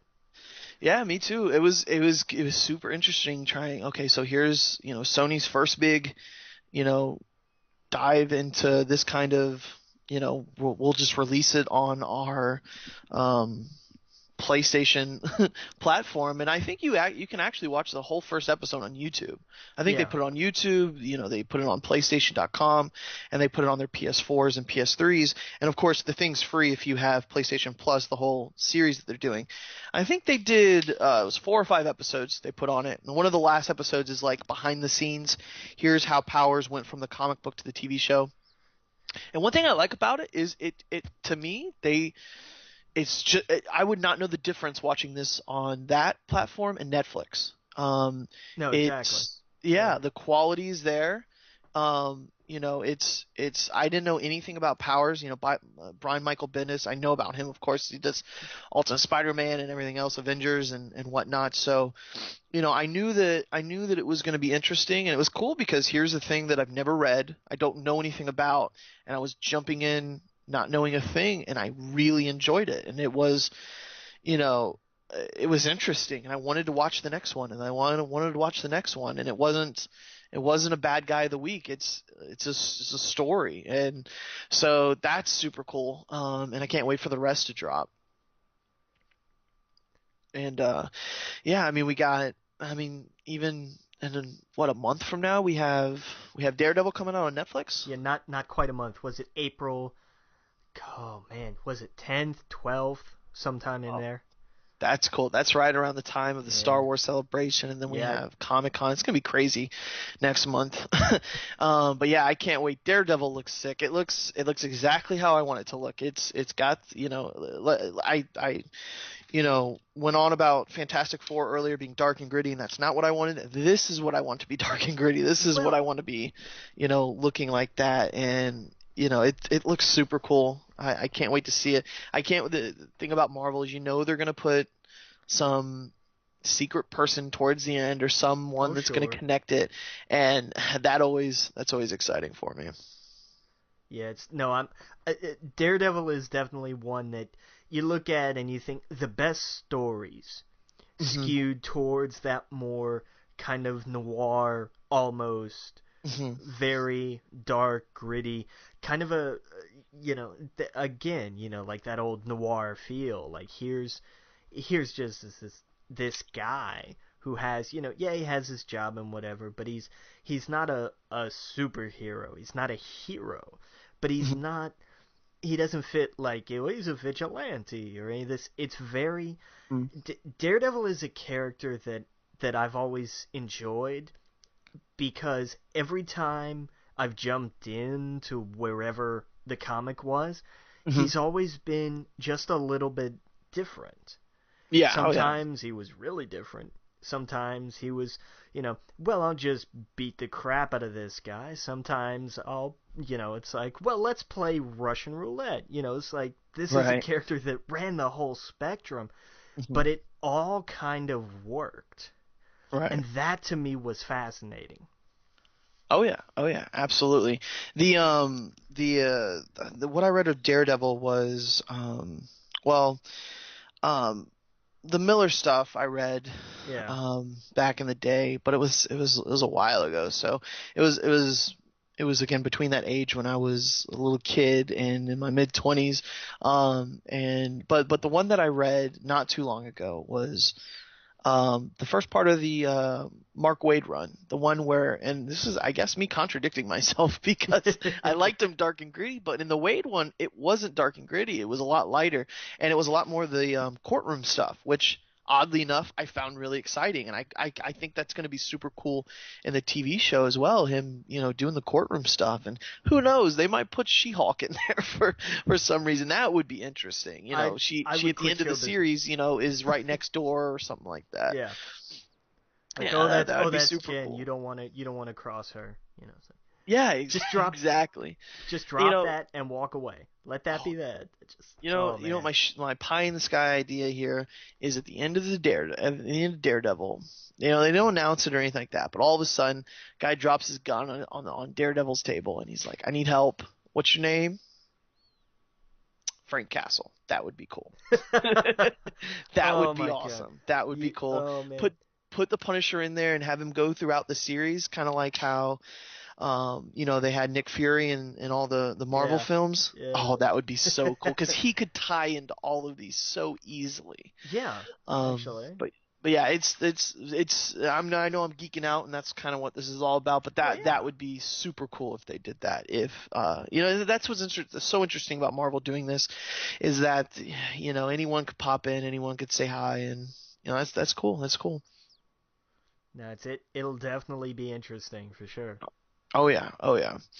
But yeah, so I mean that's all I've been watching on TV. Of course, we got Game of Thrones coming up. That's gonna be amazing. That never fails to be entertaining. Walking Dead, I've actually really liked it this season. I don't know if you watched this last part. Yep. Yeah, like it's super different. I kind of knew Alexandria was coming, but like. It's how many times, like they looked done for at the very beginning of it, but now now that they meet this town, it's a whole new dynamic. It's, can we trust these people? And every episode, for the last few episodes, I'm starting to think, is our group the bad group? Like, yes, no, they're not, that. Right? I love that not. That's been the dynamic. That's right. Awesome. And when I saw the preacher guy, when he's ratting on him, I was like, this motherfucker, like, what is he doing? No, that made me pissed. I'm like, no, fuck that guy. Like, and you see Maggie come up the stairs hearing it, and I'm like, yes, fuck that guy. That guy needs to go. But before that scene, I'm like. And maybe that's the whole purpose of this. I was like, wait a second. Why are they trying to screw this new group over? Oh, yeah, of course, because every other group's tried to get them, and they're just trying to be smart about it. But at the same time, I'm like, relax a little bit. These guys seem cool. So, it's going to be interesting. And, it's I think there's 2 episodes left, right? Yeah, 2 more. Yeah, 2 more. So something crazy is either going to go down in this one or the next one. Or the last I think it's going to be this one. Yeah. And this season's been a roller coaster, especially with what happened, before the break and whatnot. And and Tyrese, and it's crazy. So, but yeah, so that's, Walking Dead. I mean, oh, and the spinoff, like, the spinoff series, I think it's shooting now. So, that will be out next year. I think their plan is to have it before The Walking Dead. I don't know. Either before or after. It's supposed to be whenever there's a hiatus between the seasons or something. So that's going to be super cool. So we're going to get more Walking Dead. It's not going to be the same story. So it's kind of like how they have, in CSI and CSI in Los Angeles, Miami, New York, or wherever they're at now. Nowhere. They've So all been canceled.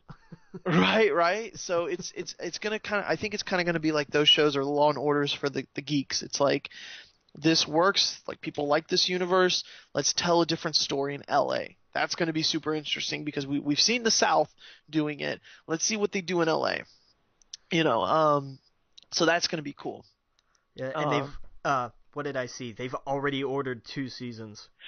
That's awesome. And see, the thing is, I actually think, oh no, I shouldn't say that. I was gonna say, I think people if you think about it, like, who would you think would survive in a zombie apocalypse? Do you think Southern people would more, or Yes. people on the West Coast in California? Oh no, give me good old boys and Yeah, that's what I was gonna say. The South, the country, they kind of know, what to hunt, what to eat. It's gonna be interesting. And they said that these two groups, they shouldn't like meet up or anything like that. Of course, they're saying that. Well, I think it's going to be cool to see the Easter eggs in it, to see like there's probably going to be some ties to characters. Man, I don't know. I would. You don't think I so? would kind of like them to stay. It just, if for no other reason than this is a post-apocalyptic scenario. We have no tech. There's You're no right. way. You're absolutely right. So I mean, and this isn't like, oh, they're the next. They don't. No, they're 3,000 miles apart. Oh no, I meant like, let's say they run into a character in the show that we're watching right now, and they have a last name, right? And someone in the other show, they run across someone and they have the same last name. They don't even have to mention anything to do with each other, but fans would be like, oh, okay. It would turn it more into like, how do I explain it? Like, kind of like how Lost had the connections there, and you would never know unless you did research. And I loved that about Lost. And it was like, wait, is that guy connected to that person? I don't know. But and you never will know because it was Lost. Right. Yeah, hey, I loved that show. I will defend that show till the end. But well, that's another show. We'll talk about Lost another show. Oh God, please no. Oh man, I loved Lost. If nothing else, it made TV interesting. Even if it didn't end the way you wanted it to, it was super fucking cool, the ride, at least, I thought. But yeah, I mean, anything else on TV you're watching? Oh man, what am I watching? We don't have enough podcasts for that. Okay, anything worth talking about? I started just because it just ended, so that's the perfect time for me to start and just binge the whole thing. Is Empire. Oh, okay. And I went into this and I thought, this is just because of the style of show it was. I thought this is not going to be for me. It wasn't about the music or anything. It was just it's so drama that I Isn't it new though? I thought Empire just came out this year, or am I totally wrong? This season just ended. Oh, okay, yeah. Okay. But I'm really digging it. I'm a little past halfway through it. It's only 12 episodes. And I was like 7 or 8, and I really dig it. Nice. Who's in that? Terrence Howard is their big name. Okay. And he's phenomenal. Like, everybody in this is so good. Like, I'm genuinely impressed with just... That's the thing. TV, and what did I read earlier, actually? Just how much TV has stepped its game up. Oh, to me, that... I would rather watch a TV series than watch a movie these days. I really will. Like, the platform television is on, to me, is so much better than movies. Movies, you gotta wait years to see an hour of something, or 2 hours of something.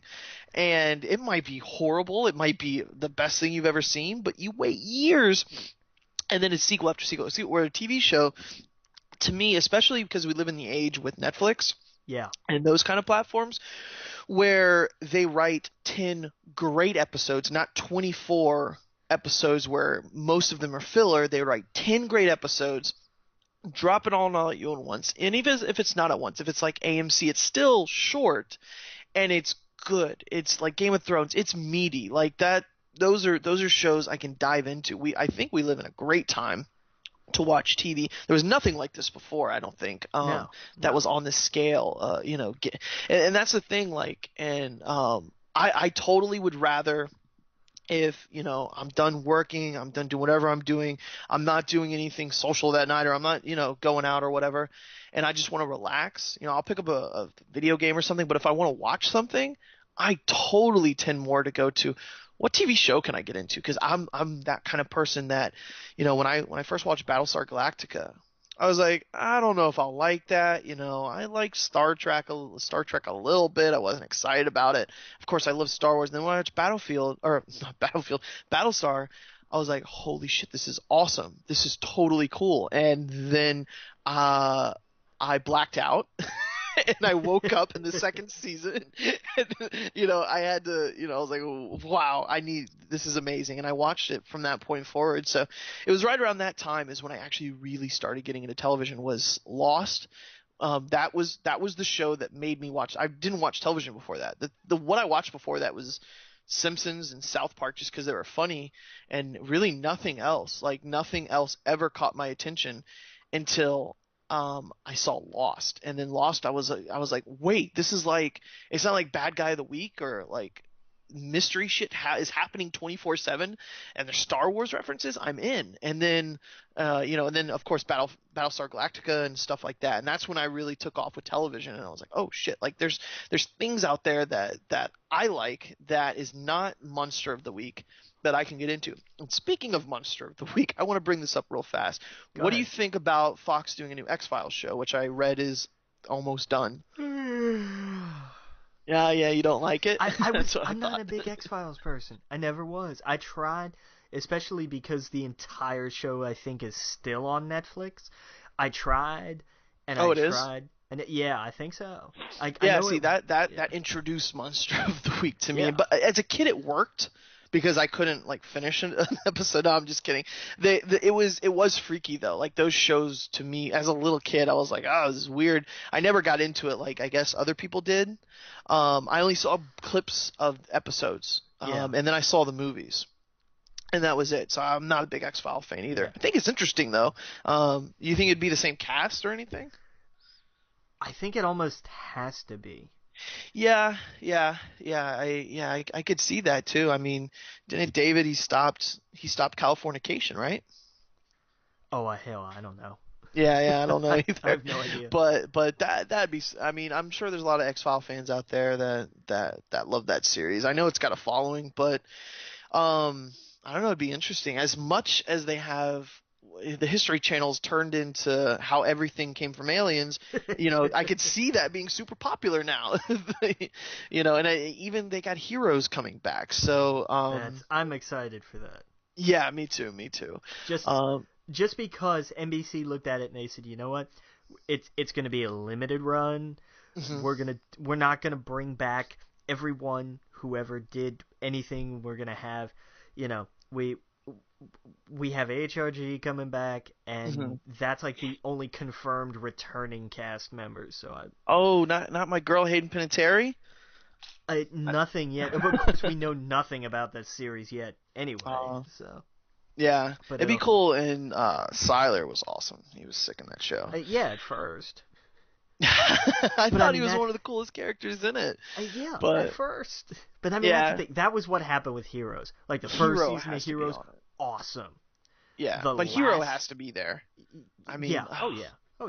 You know what show I saw the other day that was a mishmash of every show from 10 years ago? Hawaii Five-0. There was, I don't know the actors or actress's name. I saw I saw Michael from The Sopranos as a barbershop guy. Yeah. I saw Hero. Yeah. I saw Jen from Lost. Yeah. I saw Terry O'Quinn from Lost in it. I saw, I don't even know who else I saw. I saw the Asian girl from Battlestar Galactica. My mind's going blank now. It was Grace Park, I think. What happened? Grace Park, I think. I think exactly. It was a who's who of people that were in shows that I really cared about years ago, and it made me think, you know what, I might want to watch this. And then I don't know. It's one of those cop shows. I can't get into cop shows.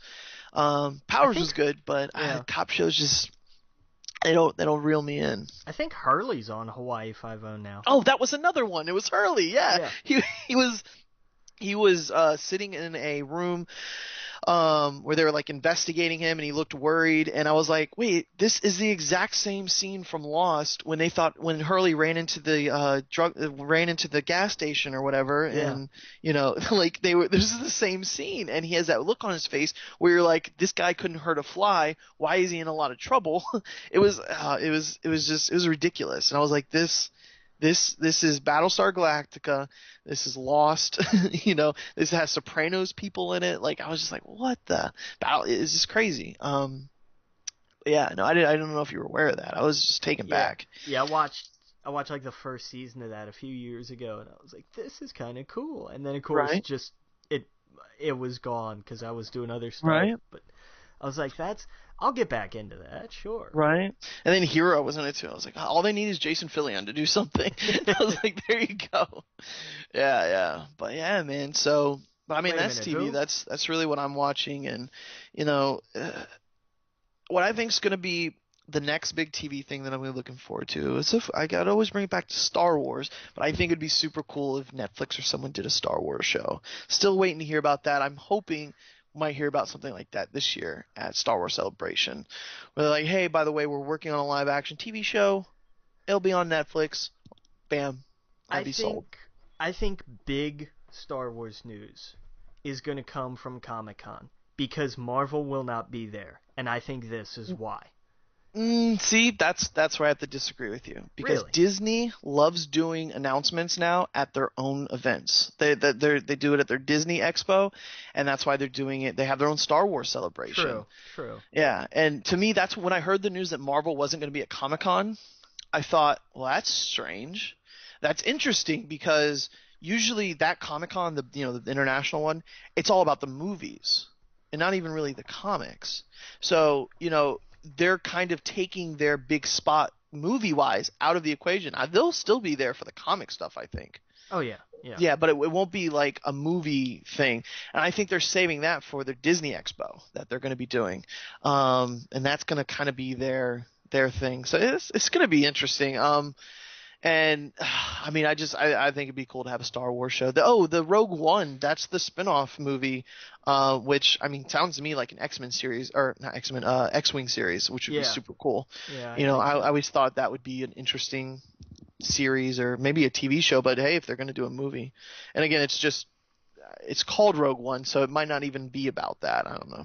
Well, yeah. I mean, what else would it be about? I don't know. I think that's what of course that's immediately what popped in my head, but I'm totally okay with a Star Wars version of Top Gun. I'm totally okay with that. Oh yeah. That'd be interesting. So I mean what about movies? Let's talk about movies. I mean, we talked about the Marvel and Sony deal. I'm excited for Fast and Furious coming out. I don't know about you. I am too. Just because those movies stop taking themselves seriously. Oh, that's the best part about them. Couldn't say it better myself. Is that I liked, and I get so much shit for it, but I liked the third one. That's what got me into the series. I saw the first one and I was like, okay, this would be cool if you're like really into cars. I wasn't. Yeah. So I was like, I get that if like you're, gearhead. And the second one, I was like, that is total fucking garbage. Like, that is ridiculously dumb. I did not like it. And the third one, I think it got me into it because, and this is going to sound really weird, but it was as if it reminded me, and again, this is going to sound so weird, but it was a stranger in a strange land. To me, it was almost like those Japanese JRPG games I play, where they're like, here's the American, he's brand new at the school and all this crazy shit happens around him and he's getting mixed up with the local kids and he loves this girl who's kind of like him but she's not, and she likes him. To me it was like, what if Square Enix did a GTA game, if that makes sense. They took this franchise that was very Western and they put it in Japan, and it was interesting all of a sudden to me. It was like, okay, I could get into this. And so, Han was my favorite character. He was just super fucking cool the whole movie, and I was like, I like this. I like the Japanese stuff about it. I liked Han. He was awesome, and like, big things. I don't want to spoil, I guess, such an old movie and what's coming up in this new one. But his character had weight in that movie. It was like a character I really liked, and I was like, Jesus, like when shit happens in that movie, you're like, no, I like him. Like, don't, yeah. So like, the third one was what got me into the series, and then the fourth was good, the fifth was good, and the sixth was.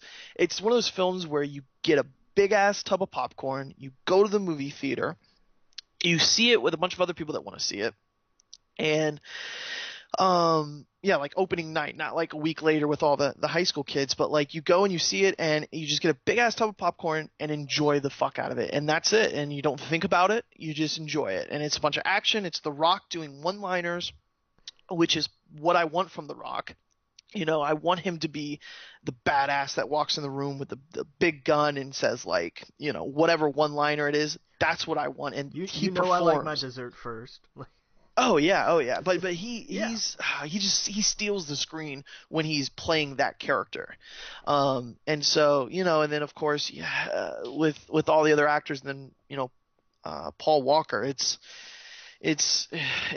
going to be interesting to see how they did that. I read some things and saw some things of people who did see it, and they said it was really well done. And everyone going into the film, unless you don't like know anything about what happened, everyone going in is knowing full well that the film wasn't finished with him, in it. So I believe his brothers took over his role, and they did some CGI stuff to finish it. And what's crazy is he's like the main character apparently in this one, where the last one kind of focused on Vin Diesel. This one was kind of Paul Walker's. So he's kind of been the face of it, plot wise, for everyone that he was in. Mm-hmm. No, that's true. I think he's been in all of them. He wasn't in the third one. Right. Yeah. Vin Diesel wasn't in the second. He wasn't in the third. It's going to be interesting, and he see where they popped go. Up at the end of the third. Yeah, exactly. Yeah, so that's going to be cool. We got Avengers coming out, which I don't want to see anything else about. Like, I don't want to know anymore. I don't want to see anymore. I think they've ruined so much in trailers these days. They do, because, and the thing is, how many movies have we gone to see where it's like, oh, I remember this exact scene here at the climax of the movie. It was in the trailer. Exactly. Anytime I see a big ass building, last year alone, I don't know how many trailers I saw where a big tower falls. It was Spider-Man and it was TMNT. It was like the same scene. I'm like, okay, so I know at the end of the movie, a big ass tower that's super important is going to fall, and our heroes are going to be on it. Thanks for showing me the end of it. Like, yeah. And same thing with this Avengers one. It's like, okay, so we see everything destroyed in all these different cities that are clearly all over the world. That's going to happen. I guess, we know that going in, but I wish they would tease it. Like, the first trailer was kind of perfect with the music, the Pinocchio music. Oh, yeah. And, the voiceover of Ultron, like, it's James Spader, right? He perfect for that role. That's all I needed, and the strings, there's no strings on me. That's it. Cut it, wrap, don't show me anymore. Same with the Star Wars trailer. I'm good with that trailer. I don't want to see any more. I know it's going to come next month, or maybe probably before Avengers, but I don't want to see any more of it. I think it is going to air before Avengers, yeah. Yeah, oh yeah, totally. And that's the thing, like that was the thing about the Star Wars one is a lot of people didn't like it, but I loved it. I thought that it was very J.J. Abrams, and as much shit as he gets about Lost, he gets it right where he's like, it's actually more important to ask questions. It's more like, who is this character? It's a black stormtrooper. I don't think we've seen that before. That's super fucking interesting. Who's this character? Why is he afraid? Is he running from people? Who's chasing him?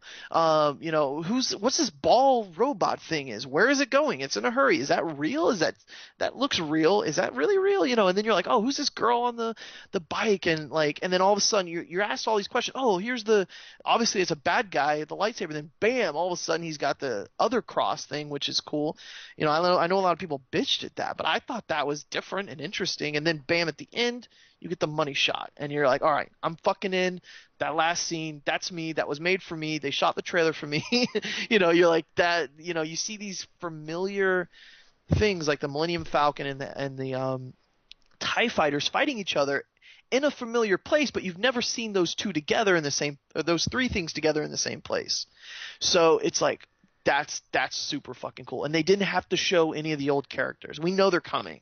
So I'm glad that they kind of showed the newer characters. The X-Wing fighters, that's another one. Familiar thing that we know, the X-Wing, in a, it looked like Earth almost, but that's how trailers should be made. Same thing with like the Man of Steel one. I say to this day, that was one of my favorite trailers of all time. The movie wasn't so good. I don't rag on it as much as most people, but that trailer with that score from, and I know I'm geeking out here, but that trailer from the Lord of the Rings, the music from the Lord of the Rings they put in the Man of Steel trailer, to me that was perfect. I was like, I know this music. And then all the Americana scenes and the butterfly and the chains, which was that's Superman, something beautiful they're going to chain up, like every scene in that little trailer. And then of course the kid at the end playing with the cape on his back, like every kid did that. We know that. Like I was like, they made this trailer for me. When I see a trailer and I think that, I'm like, this is great. Like this, it's perfect. And the voiceover, of course, by Russell Crowe.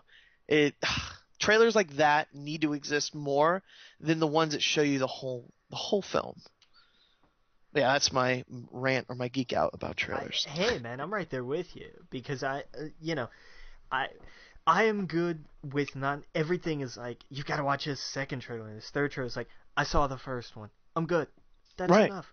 I took like I saw the first Age of Ultron trailer, and I'm good. I'm done. I cut the audio from that and put it to a recut Pokemon the first movie trailer. I'm good. I don't need. Oh, that don't makes show sense me anything actually. More. With Mewtwo, right? Yeah. Yeah, that shit. That makes total sense. I was like, it's I perfect. didn't think about that. Go check it out on YouTube. Just that's perfect, man. And you're right. Like it's crazy. I see some of my friends that are like geeking out about trailer number 4 or whatever just was released the other day, and I'm like, I don't want to see anymore. Like, I remember when I saw the trailer for the first one, I thought it was great, and then I saw the movie actually like a month or two before it came out because of the local comic shop. Here, I'll plug them. It's called A Comic Shop in Orlando, Florida. Go see them. They're great. Yes. Aaron and Eric and Oral, they're all fantastic, and Adam behind the bar. But yeah, so they gave away tickets, and I got one, and I went and saw Avengers, and I was blown away. And I knew none of my friends were going to be able to see it for a month or two, and I was like, I kept telling him, I was like, this is going to be the comic book movie that is kind of equivalent to what the X-Men and Spider-Man was, 10 years ago or whatever. This is the series, or this is going to be the one that puts these comic book movies kind of, I guess Batman did it, but you know what I mean, like the Marvel films, I guess. Yeah. Back on the map, and like to me that felt way more comic booky than like the Batman films. The Batman films always felt like detective stories with a fucking crazy person. Yeah, pretty much. Yeah, it wasn't comic booky at all. But I mean, I guess that's a compliment to it as well, because that's kind of that's a good version of Batman. Like that's a Batman people want to see, is the dark, gritty, no superhero stuff, just a guy in a fucking suit going vigilante. And the Avengers one was exactly what I think it should be. It was these superheroes that were super, and so. But yeah, so what we were talking about, trailers. So yeah, it's I can't wait, to see that. And Star Wars at the end of the year, and I don't want to see any trailers for it. And I don't know how I'm gonna be forced to watch it, I think, because I'm gonna sit in the theater, and I'm not gonna like close my eyes or anything. Like I can hear everything going. La la la la la la la la.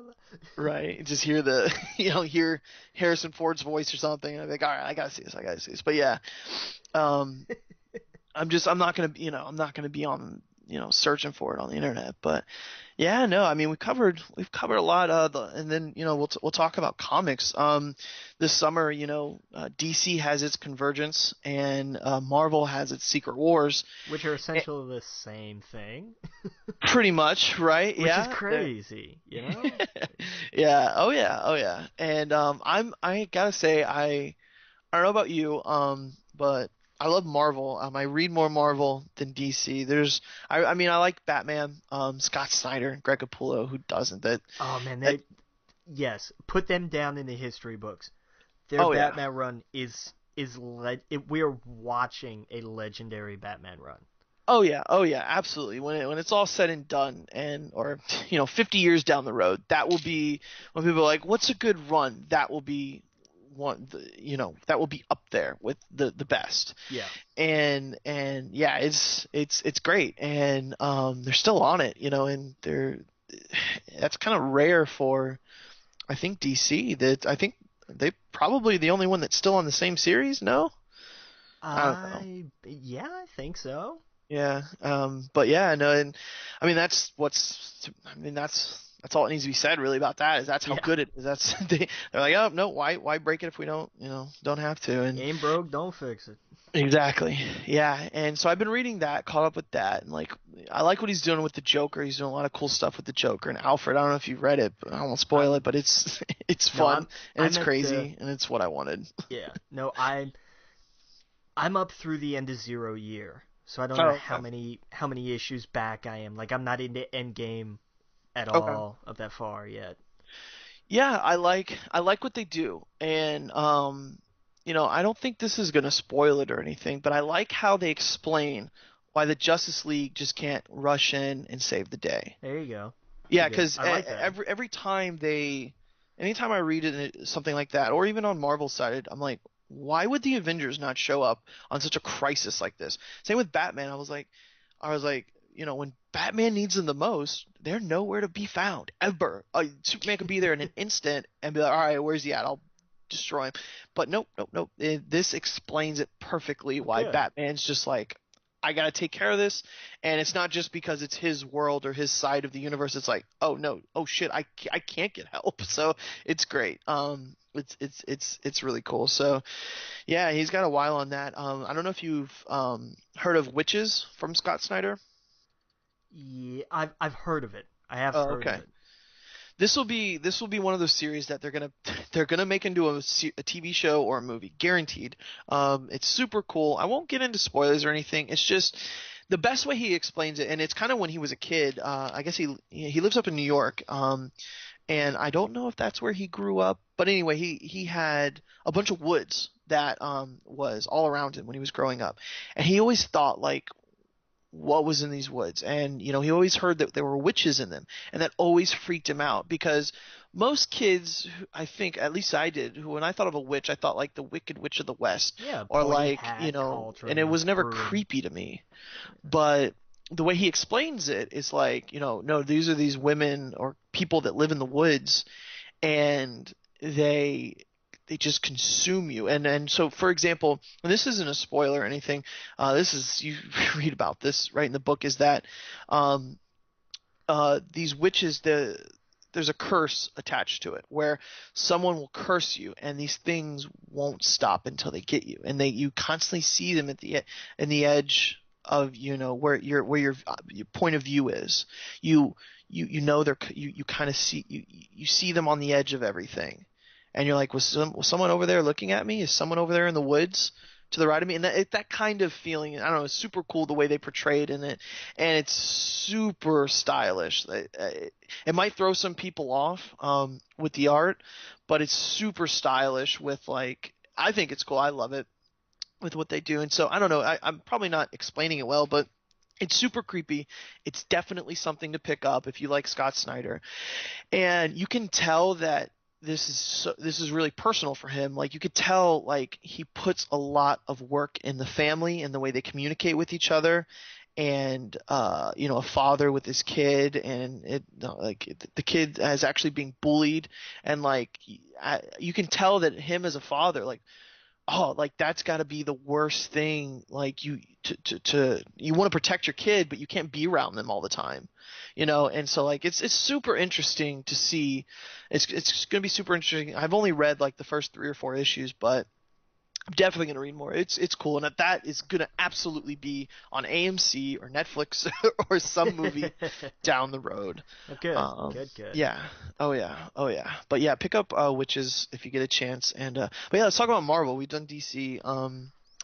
Uh, Marvel with their Secret Wars. Have you ever read any of the Secret Wars? I have gone back and read the first, like the original Secret Wars, and it's exactly kind of what you'd think it was. It's like, here's the thing that people talk about in terms of legacy, because nobody really either remembers or wants to talk about what actually happened during. Right. Well, wasn't it like it was a toy grab? Like they were Yes. like, because back then you didn't have everyone in the same comics. Right. It would happen, but it wasn't as much as it is now. Like it was like, Spider-Man pops up here and there, but it wasn't as frequent as it is now, and that was kind of a way to be like, how can we put all these guys together and have them fight? And that's like most of Marvel's, events.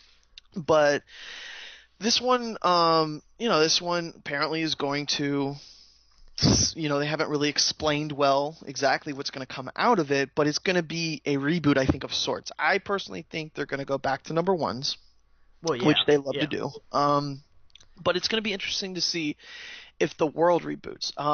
Wolverine's been dead, spoiler alert, for a few months now. we all know he's coming back. But I think this will be, he's going to be in it as Old Man Logan, Wolverine from the 90s, so he'll be in it. But I think towards the end, or at least I hope, because I actually really like him. I know a lot of people give him shit for being in everything, but you know what? That was 10 years ago. That was 20 years ago. That motherfucker right now is Deadpool. That is the guy that is in everything, and that is the guy that pops in everywhere, and it's like, okay, I'm good. I've had okay, Deadpool. That's not Wolverine to me, at least, anymore. Actually, I thought he became a super interesting character when they use him well. But so anyway, so what I was saying is, I think at the end, it's going to reboot. It's going to be interesting to see if the universe reboots or how they do that, because in Avengers and New Avengers, they're killing all these worlds and the universes. Like they've taken out the Celestials and stuff. Like and you know who it is. Did you read who it is? Yes, but I don't know if it's the same who it is that everybody thinks it is. Like, is it the one that we know, or is it one that jumped from a different universe? I don't know. Do we know that yet? Well, here's the thing. It's Jonathan Hickman. So who really knows? Because I don't think anyone walks away from those books going, I understood that. No. For the longest time, I didn't know who some of the people they were talking about was. And where Doctor Strange is, I don't even know. Honestly, I don't know what's going on anymore. It's kind of lost me. I get the big picture. I know they're all in trouble. I know that. Yeah. And I guess I'm going to spoil this, because I guess here moving forward, we're going to talk about the Marvel stuff. Then we'll kind of get into the Flash spoilers, and then we'll end the show. So, I'd like to actually talk about, kind of towards the end of the Avengers and whatnot, and who kind of the big bad guy is. So if you don't mind hearing about that, hey, stay tuned in, keep listening. If not, go to our Facebook, We Geek Podcast, and like our page and join it and talk about it. But yeah, moving forward, let's talk about spoilers. It's the big bad guy that apparently is going to be in it, getting all the Secret Wars together, Doctor Doom. What do you think about that? Here's the thing. I've never been a big Doctor Doom fan. I've never had anything against him. I've never cared. So plug him in, make it work, go for it. I'm on board. I don't care. Right. He's kind of one of those, and this is where you get people that followed comics forever. Doctor Doom is their bad guy. He's the definitive bad guy of the Marvel Universe, if you will. And to people, I guess, like us, not really. He's to me, like I said, I guess I wasn't really that big of a Fantastic Four fan. I mean, I know and I respect his legacy and how big of a bad guy he is. I totally get that. I totally get, if you followed comics since forever, why he's the big Marvel bad guy. But you're right. He's just such a cool character, but at the same time, I don't see him as much as I guess I'd like to. I'd like to see him as cool, but yeah, it was, to me, it was a little out of left field. But I guess to the old comic book readers, you just read it recently, Secret Wars. Apparently, he had a lot to do with it, him and Molecule Man, and I had no idea. Like, I never read those series, and it's, to me, Molecule Man, I'm like, who is this guy? Yeah. I haven't seen him, and apparently he hasn't showed up since then. It's, and I'm ready for this thing to get started already. Yeah, right. Okay, yeah. So when they were like 9 months, 8 months, 7 months, I'm like, okay, all right. I think I'm gonna be good until you guys start it. Yeah. And then reading anything Jonathan Hickman, and I mean, most people, like, you think comic books, you're like, okay, that should be something easy for someone to pick up and read. Where Avengers and New Avengers is just like, what am I reading? What are they talking about? Like, what? Like, I'm totally lost. I get the big brushstrokes of it all, but yeah. a lot of it's lost on me. Like, I didn't, when they were saying who Doctor Doom was, they're like, he's that Roz whatever guy, and I'm like, wait, who is that?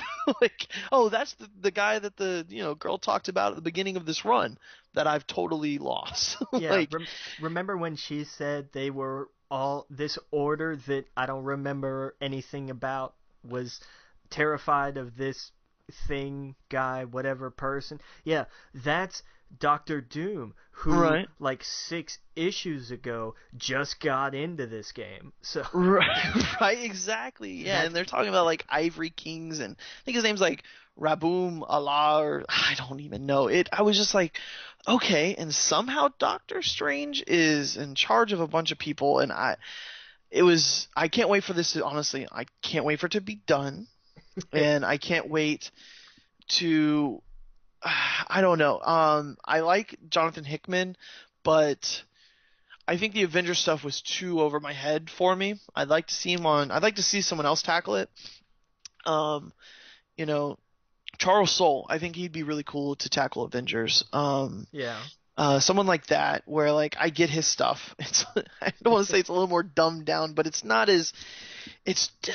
Charles Soule's is great, but Jonathan Hickman's a little too meaty for me. It's a little too over my head. I'm sure reading it all together would actually not be that bad. No, that's the thing. Like, yeah. I want a collection that says this issue, this issue, this issue, this issue, because right, they're not, Avengers and New Avengers are not in sync number wise. Yeah. And so, but you have to go from like one to the other and back and forth and back and forth. And I'm okay with that as long as, somebody give me the flow chart next to it that I can fill in. Oh yes, but this here, that there, these here. And then suddenly I'm like, oh wait, they thawed out Thanos and he's not back to destroying everything all over again. What chip did they put in his head? So, right. Like, yeah. No. It's yeah.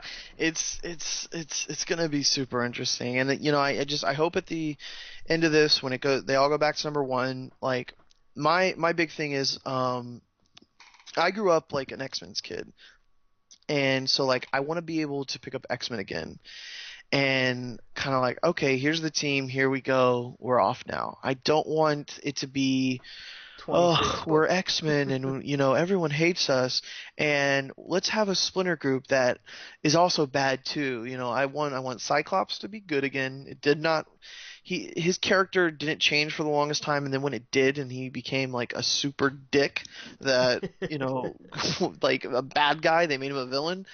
I didn't like that either. Like, so I mean, I'm totally down for something new, but when it's not something that works for this long, it's like, no, let's do something else. Can we make him like a little bit more of a hero again? Like, I hate Dick Cyclops, and Wolverine back, that'd be cool. I'm like I said, I'm more interested to see what happens with the X-Men going forward, and I hope it's going to go a little bit back. Like, 10 years ago is when I really liked how where the comics were with the X-Men and Avengers and whatnot. That was right around the time when they did, or I guess actually it was before that. It was Civil War, I think, 10 years ago. About that, yeah. Yeah, and that was cool. And then before that was, what was oh, my mind just went blank. With the Scarlet Witch, Oh my God. All I yeah, can think of is No More Mutants. yeah, no more But there was like mutants. a whole I don't remember. Hell, I can't think of what I'm trying to think of. Right, yeah, no, yeah, no more mutants was oh God, this is gonna bother me. Because House of M House of was, M, there you go, yeah, bingo. that was Yeah, like and see, that was right after I started reading comics again. Was yeah. right after House of M, and that's when I really liked. That's when I really liked the X-Men. It was like, okay, here's it was just such a cool direction they were going in, and then everything kind of went to like everyone hates us, blah blah blah blah. But yeah, so uh, but yeah, is there anything you're reading right now that pops out, sticks out? Uh, they just wrapped up Spider-Verse, which That was was really good. awesome. Oh my Oh God. yeah. And not just because it was a really well written, planned out story. Even the tie-ins. It was like 3 issues and that's it. And then it all comes back around. Yeah. But I love the Easter eggs. I love that all of a sudden, oh my God, they brought old Japanese Spider-Man in with Leopard on. I was like, you gotta be kidding me. You Yeah, gotta, yeah. no way, they didn't do this. And so many of the other things, they went to old 60s Spider-Man cartoon show universe and brought him. And I was like, man, this is rad. This Oh is yeah. awesome. You had the Ultimate Spider-Man from the Yep. comic, Miles Morales. Then you had And Ultimate Spider-Man from the cartoon show, who he was like, that guy likes to talk to the camera. And then you had you had Spider-Man from the Amazing Spider-Man, the TV yeah. show, and it was from the '90s or whatever. So it you can tell Dan Slott is a giant Doctor Who fan, not just from Spider-Verse, but like his Silver Surfer run. I don't know if you're reading it. It I is didn't know. fantastic. Yeah. Oh, go after this, go read Silver Surfer, just starting at issue 1 with Dan Slott. Okay. It is amazing. He basically put Doctor Who on a surfboard, like no joke. Like he gets an assistant or whatever, a companion, and he goes on an adventure. And so like this to me, this bled Doctor Who as well. He was like, I need to put a who's who of every Spider-Man in here that I can think of and have fun. And then of course at the end you wrap it up and you go from there. And it was super interesting. It made me like Spider-Man again. It made me, and I've liked Spider-Man on and off. He's not always been my favorite. I know he's like the Mickey Mouse of the Disney universe, but yeah, it was just super cool to see like, well, who are they gonna run into next, and Yeah. and then when they get to we could talk about spoilers. They get to Ben and stuff. It's like, Oh oh, man. that's cool, that's cool, that Yeah. that makes sense. And then you find out he's like, you know, he was a coward or whatever. Like he was like, yeah, great power comes great responsibility. I don't think that, when he totally went against that. You have Superior Spider-Man who's Doc Ock. He's like, what? And And he was like, I told you he wasn't right or whatever. But yeah, yeah. it was great. It was great. It was definitely something I was into. No, no, that's when they collect that, I'll pick that up. Absolutely. Oh yeah, that would definitely be fun to put up on the shelf. Yeah. But I Related. love the little Easter eggs to Secret Wars that were in there. They were like, hang on, what if we try to jump to this universe? Actually, that one has disappeared. What do you Yep. mean? And it comes to Spider UK who's saying, oh yeah, the Captain Britain Corps was saying these, something's happening here, and it's, Mhm. again, it ties into Mhm. kind of everything that's happened since Age of Ultron, which has been, you can't keep screwing with the fabric of reality. time, Right. space, all of it, there are going to be consequences. And the consequence is that we have to suffer through the collapse of the Marvel multiverse. Yeah. And, that's, at the end of the day, that's what's going to come out of Secret Wars. We're going to have one universe. I really believe that. Oh, absolutely. You can look at the cover of Secret Wars, and it looks like Crisis on Infinite Earths. Yeah. Like that's exactly what it is. You have all these different kind of heroes from all these different kind of universes fighting each other. It's Crisis. Marvel sat down and was like, let's just do a Crisis. Like they did it a few times. Let's just do it because they were big for them. That's what I think. At least it's interesting. I'm super interested into it when I heard about it, and I can't wait to see what comes out after it. And I think it will be a unified, place. So you'll have Peter Parker, who's a little older and married and whatnot, and then you're gonna have Miles Morales, who can be the young kid. And then guess what, Marvel, you can have your cake and eat it too. And you can have Peter Parker, who everyone loves, and he's older and he's married, and he has Mary Jane and a kid, and you can have Miles, or you can tell that story of a younger Spider-Man, and it's perfect.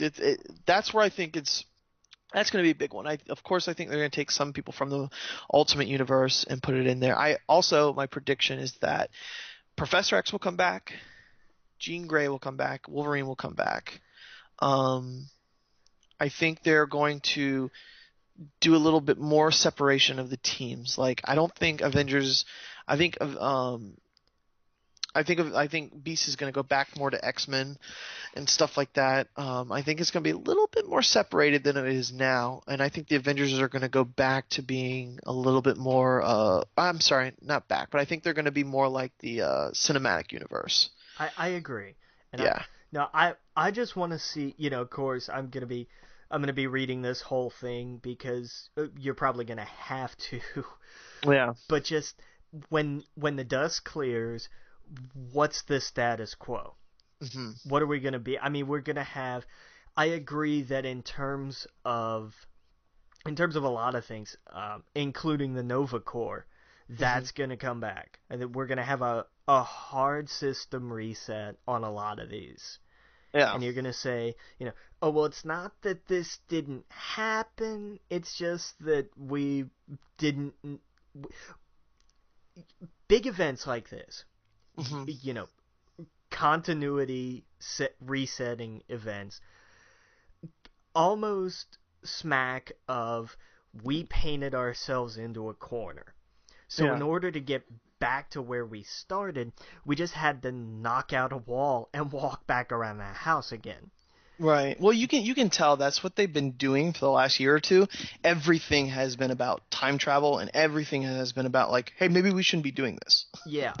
But it's going to be interesting, to see how it ends, because if it just winds up with here's a reset, then that's no payoff.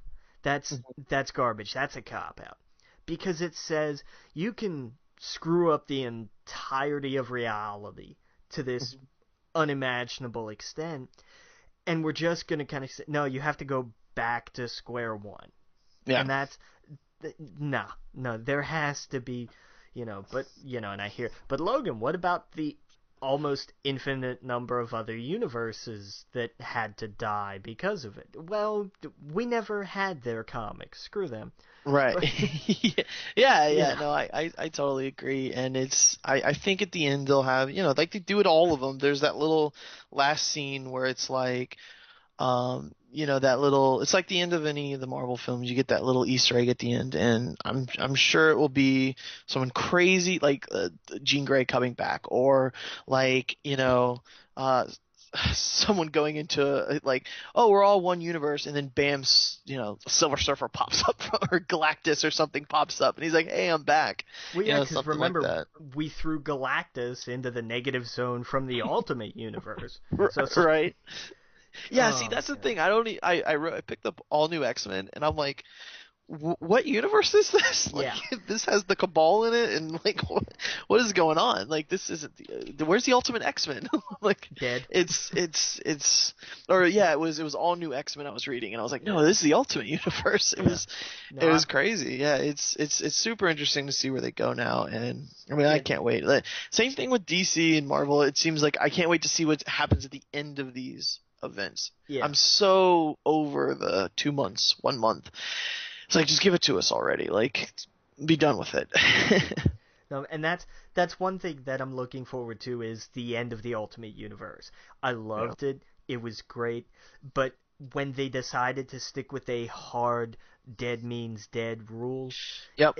You can't, you know. That's what turned me off. Yeah. When I the first few, however many volumes of X-Men, Ultimate X-Men, like I've been saying from the beginning, I love the X-Men, and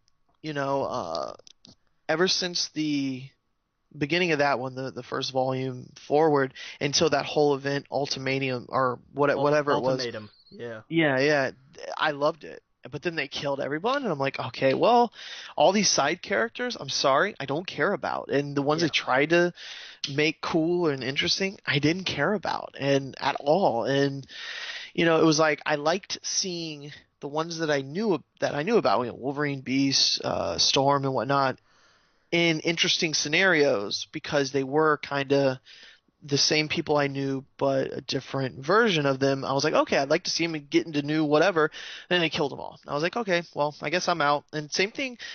That's the other thing. The Spider-Man one, it's been, to me, that was great all the way through. Yes. And then, even when they changed it and gave to Miles, it was still good all the way through. And it still is. He was good. Yeah, exactly. I read a few volumes, I think, of Fantastic Four. I did. Yeah. Although when we get to the city, when they did that run. Oh, the Ultimates. Yeah, when they did that in Ultimates and kind of that was cool. What was it? Divided We Fall. That whole arc when you're like, here's what happens if Reed Richards had grown up a bullied teenager.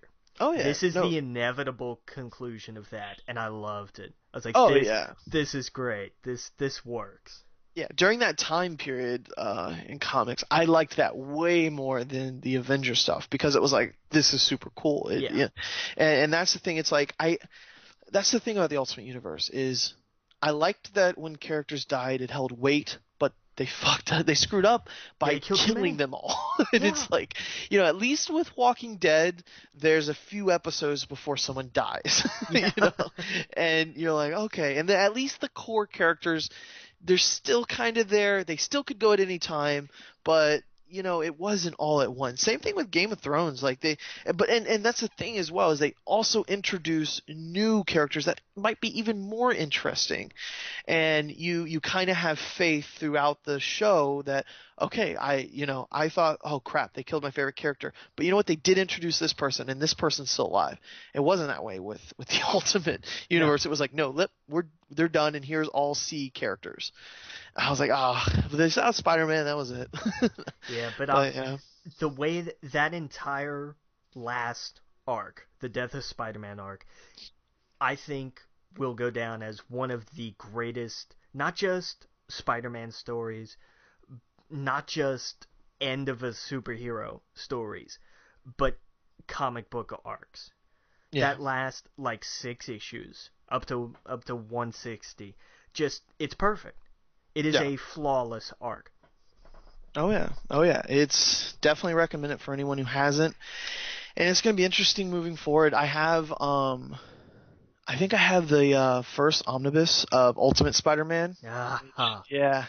And I got that like a year or two ago, and it's huge. Like, you can't read this like laying in bed or anything like that, but it's cool to pop out and put on the dining room table every once in a while, and like the art's crazy good. Yeah. And it's cool. And so it's gonna be interesting to see what happens there. And I think Marvel's gonna definitely they're gonna try and make their comic universe look a little bit more like the movie universe. They're gonna, Sure. they're gonna, they got to do something with Nick Fury, even though I don't think they have to. I just know they are.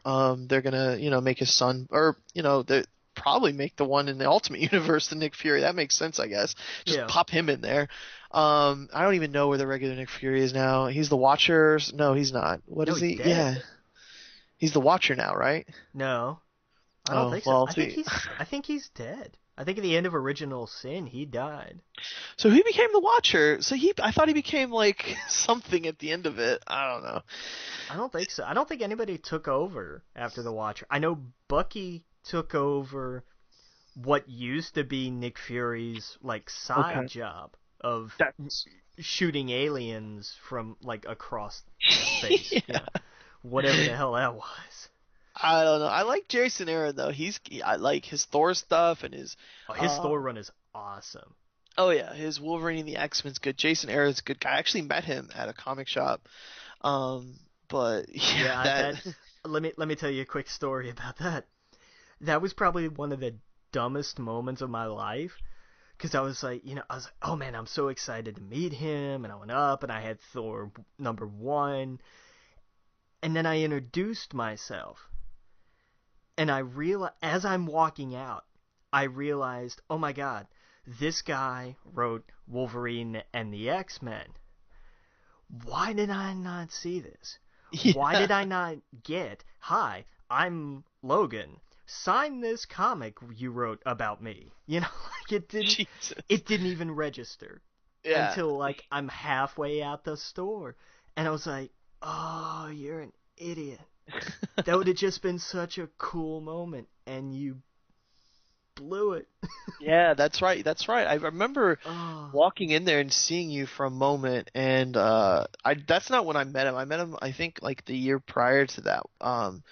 And I don't think I had time that day. Like my schedule was so busy, but he was. I remember him being super cool and drinking, because most people don't know, I guess, not just listening in, but there's a place that we went to called a comic shop in Orlando, and it's still open. Google it, great place.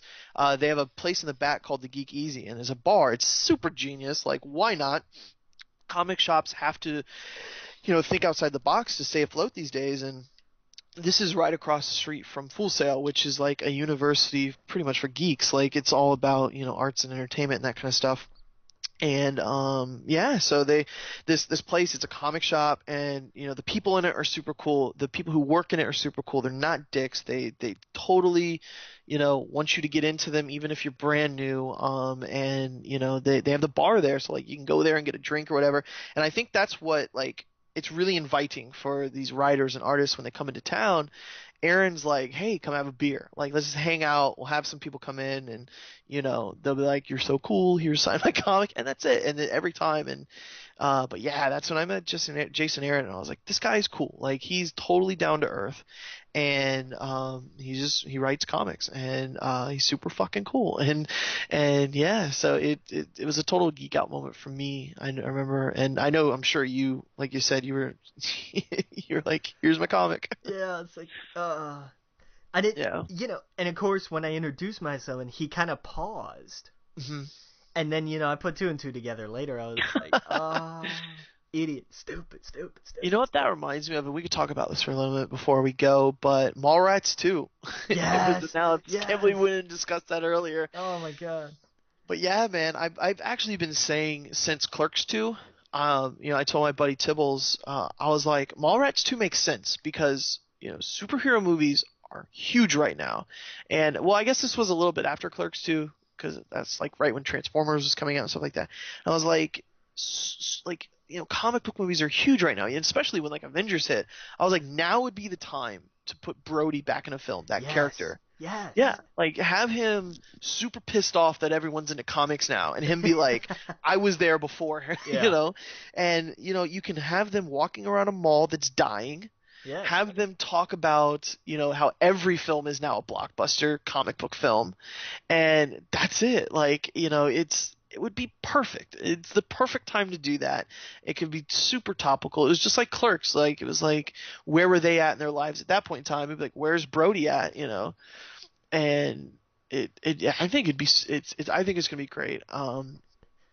I saw Rucker, is that his name? The guy who was the dad in the film, the Oh, chocolate pretzels. uh, maybe I don't. I totally blanked.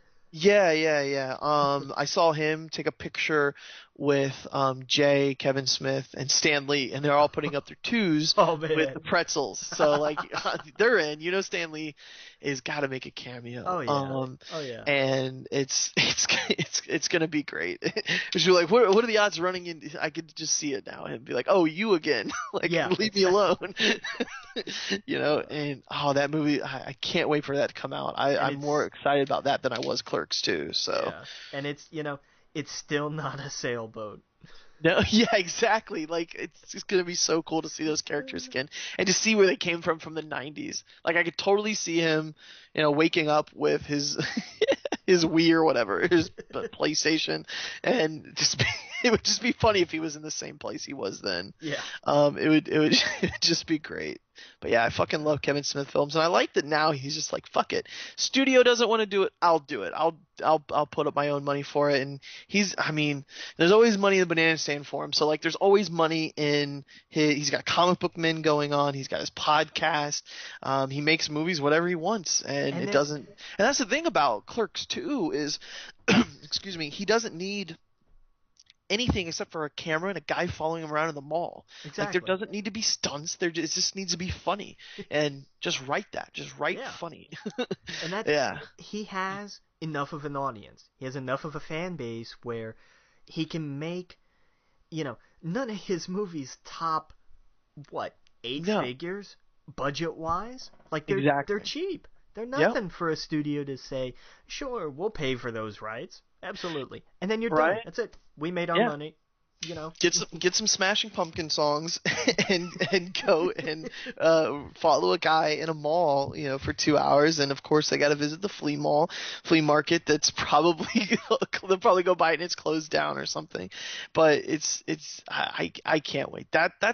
See, I saw that movie before Clerks. My stepsister was like, "You'd really like this, Adam," and I watched it and I was like, "This is really cool." Like I was like, I totally get this. And then of course I grew up a little bit and I was like, oh, now I really get it. This Yeah. is really good. Same with Clerks. First I was like, black and white. Oh, I don't want to watch that. And then when I watched it when I was more of like a teenager or whatnot, I dug it. I was like, this is cool. And it made me think like, holy shit, like he just shot this with his own money, with his, his own like he rented a camera and he did it, and look at him now. Like that's to me that's one side of Kevin Smith that you have to respect, that he did it, he just did it. Yeah. And I guess that's kind of why we're doing this podcast. Like, I mean, I know you said that Kevin Smith was like, just go out there and do it. Do it. And why not? Like, why don't we just record ourselves talking, put it out there, see who likes it. If no one likes it, it's just us having fun talking to each other anyway. So, Yeah. and if people do like it, fantastic. That's great. That's awesome. And that's like, why not? Why not do it and see what comes of it? And him and like J.J. Abrams too. Like I watched, I don't know if you ever seen it, the TED Talks with him. No. Like, yeah, he was like, as a kid, he would just record things. He would take his dad's Super 8 camera, which is why he did the movie Super 8. Super 8, yeah. Yeah, and he would just record things. And he was saying like, if you want to be in film, he was like, back in the day they'd say go to school, do this and that. He was like, if you have an iPhone, you have a 1080p camera, you can shoot a film better than anyone could have back then. Yeah. And you can do your own editing tools. He was like, if you own a Mac and an iPhone, you're set. And so he's like, just do it, sharpen your skill. School of course helps everything, but just it's we live in a day and age where if you're passionate enough about something, you can do it, and there's nothing really stopping you except yourself. And not everything is ever going to be the best. You just call it version 1.0, and then move on and do something better or something else. Yeah. But yeah, it's Kevin Smith. Fucking love the guy. So yeah, that's can't wait for Mallrats too. But yeah, so I think we geeked out enough. This thing's probably well over 2 hours. Yeah, but at least it's not boring. Exactly, not at all. No, and then, next week we'll probably have it a little bit more structured. I still like that it's just a conversational show. We can jump from one thing to another. It doesn't really have to be that structured. And this is our first episode, so give us feedback. Let us know. Let us know if you like it. Let us know if you don't, I guess, and we'll take anything, and we'll read it and look at it and hopefully sharpen our. Hang on, Adam. Hang on. Did you really just ask the internet if you didn't like it? Tell Yeah. us. Yeah. No, I did. No, it's yeah, I know you open up what you're right there with it. Bring it on. Come on, we can take it. Let's go. a door with that. Yeah, no, absolutely. Let us know. Let us know what you don't like about it. Let us know what you do like about it. And like I said, come like our Facebook page. We'll be on there. We'll be out. We'll both probably be posting things, news stories and stuff like that, things that are happening, and then of course we'll talk about it during the week, and we'll try and get a structure set up about having it come out every week at a certain day. Haven't nailed that in just yet, but by time you're hearing this, the day that it's released is the day that we'll be probably pushing them out every week. And then moving forward, I think it'd be super cool if we did special episodes, maybe shorter, just one topic, 30 minutes or whatnot, about maybe after Fast and Furious comes out, and then after, Avengers comes out, maybe after we both watch Daredevil, stuff like that, like super cool, interesting thing that happened. I want us to be, right there, and you guys can listen to it too. And yeah, so if you made it this far, thank you so much. Again, I'm Adam. That's Logan. And We Geek Podcast is just we geek out about things. We'll go on rants and probably not stop each other. And that's what we're here to do. So yeah, have a good rest of your week. Have a good rest of your week. Have a good rest of your week. Have a good rest of your week. Have a good rest of your week. Have a good rest of your week.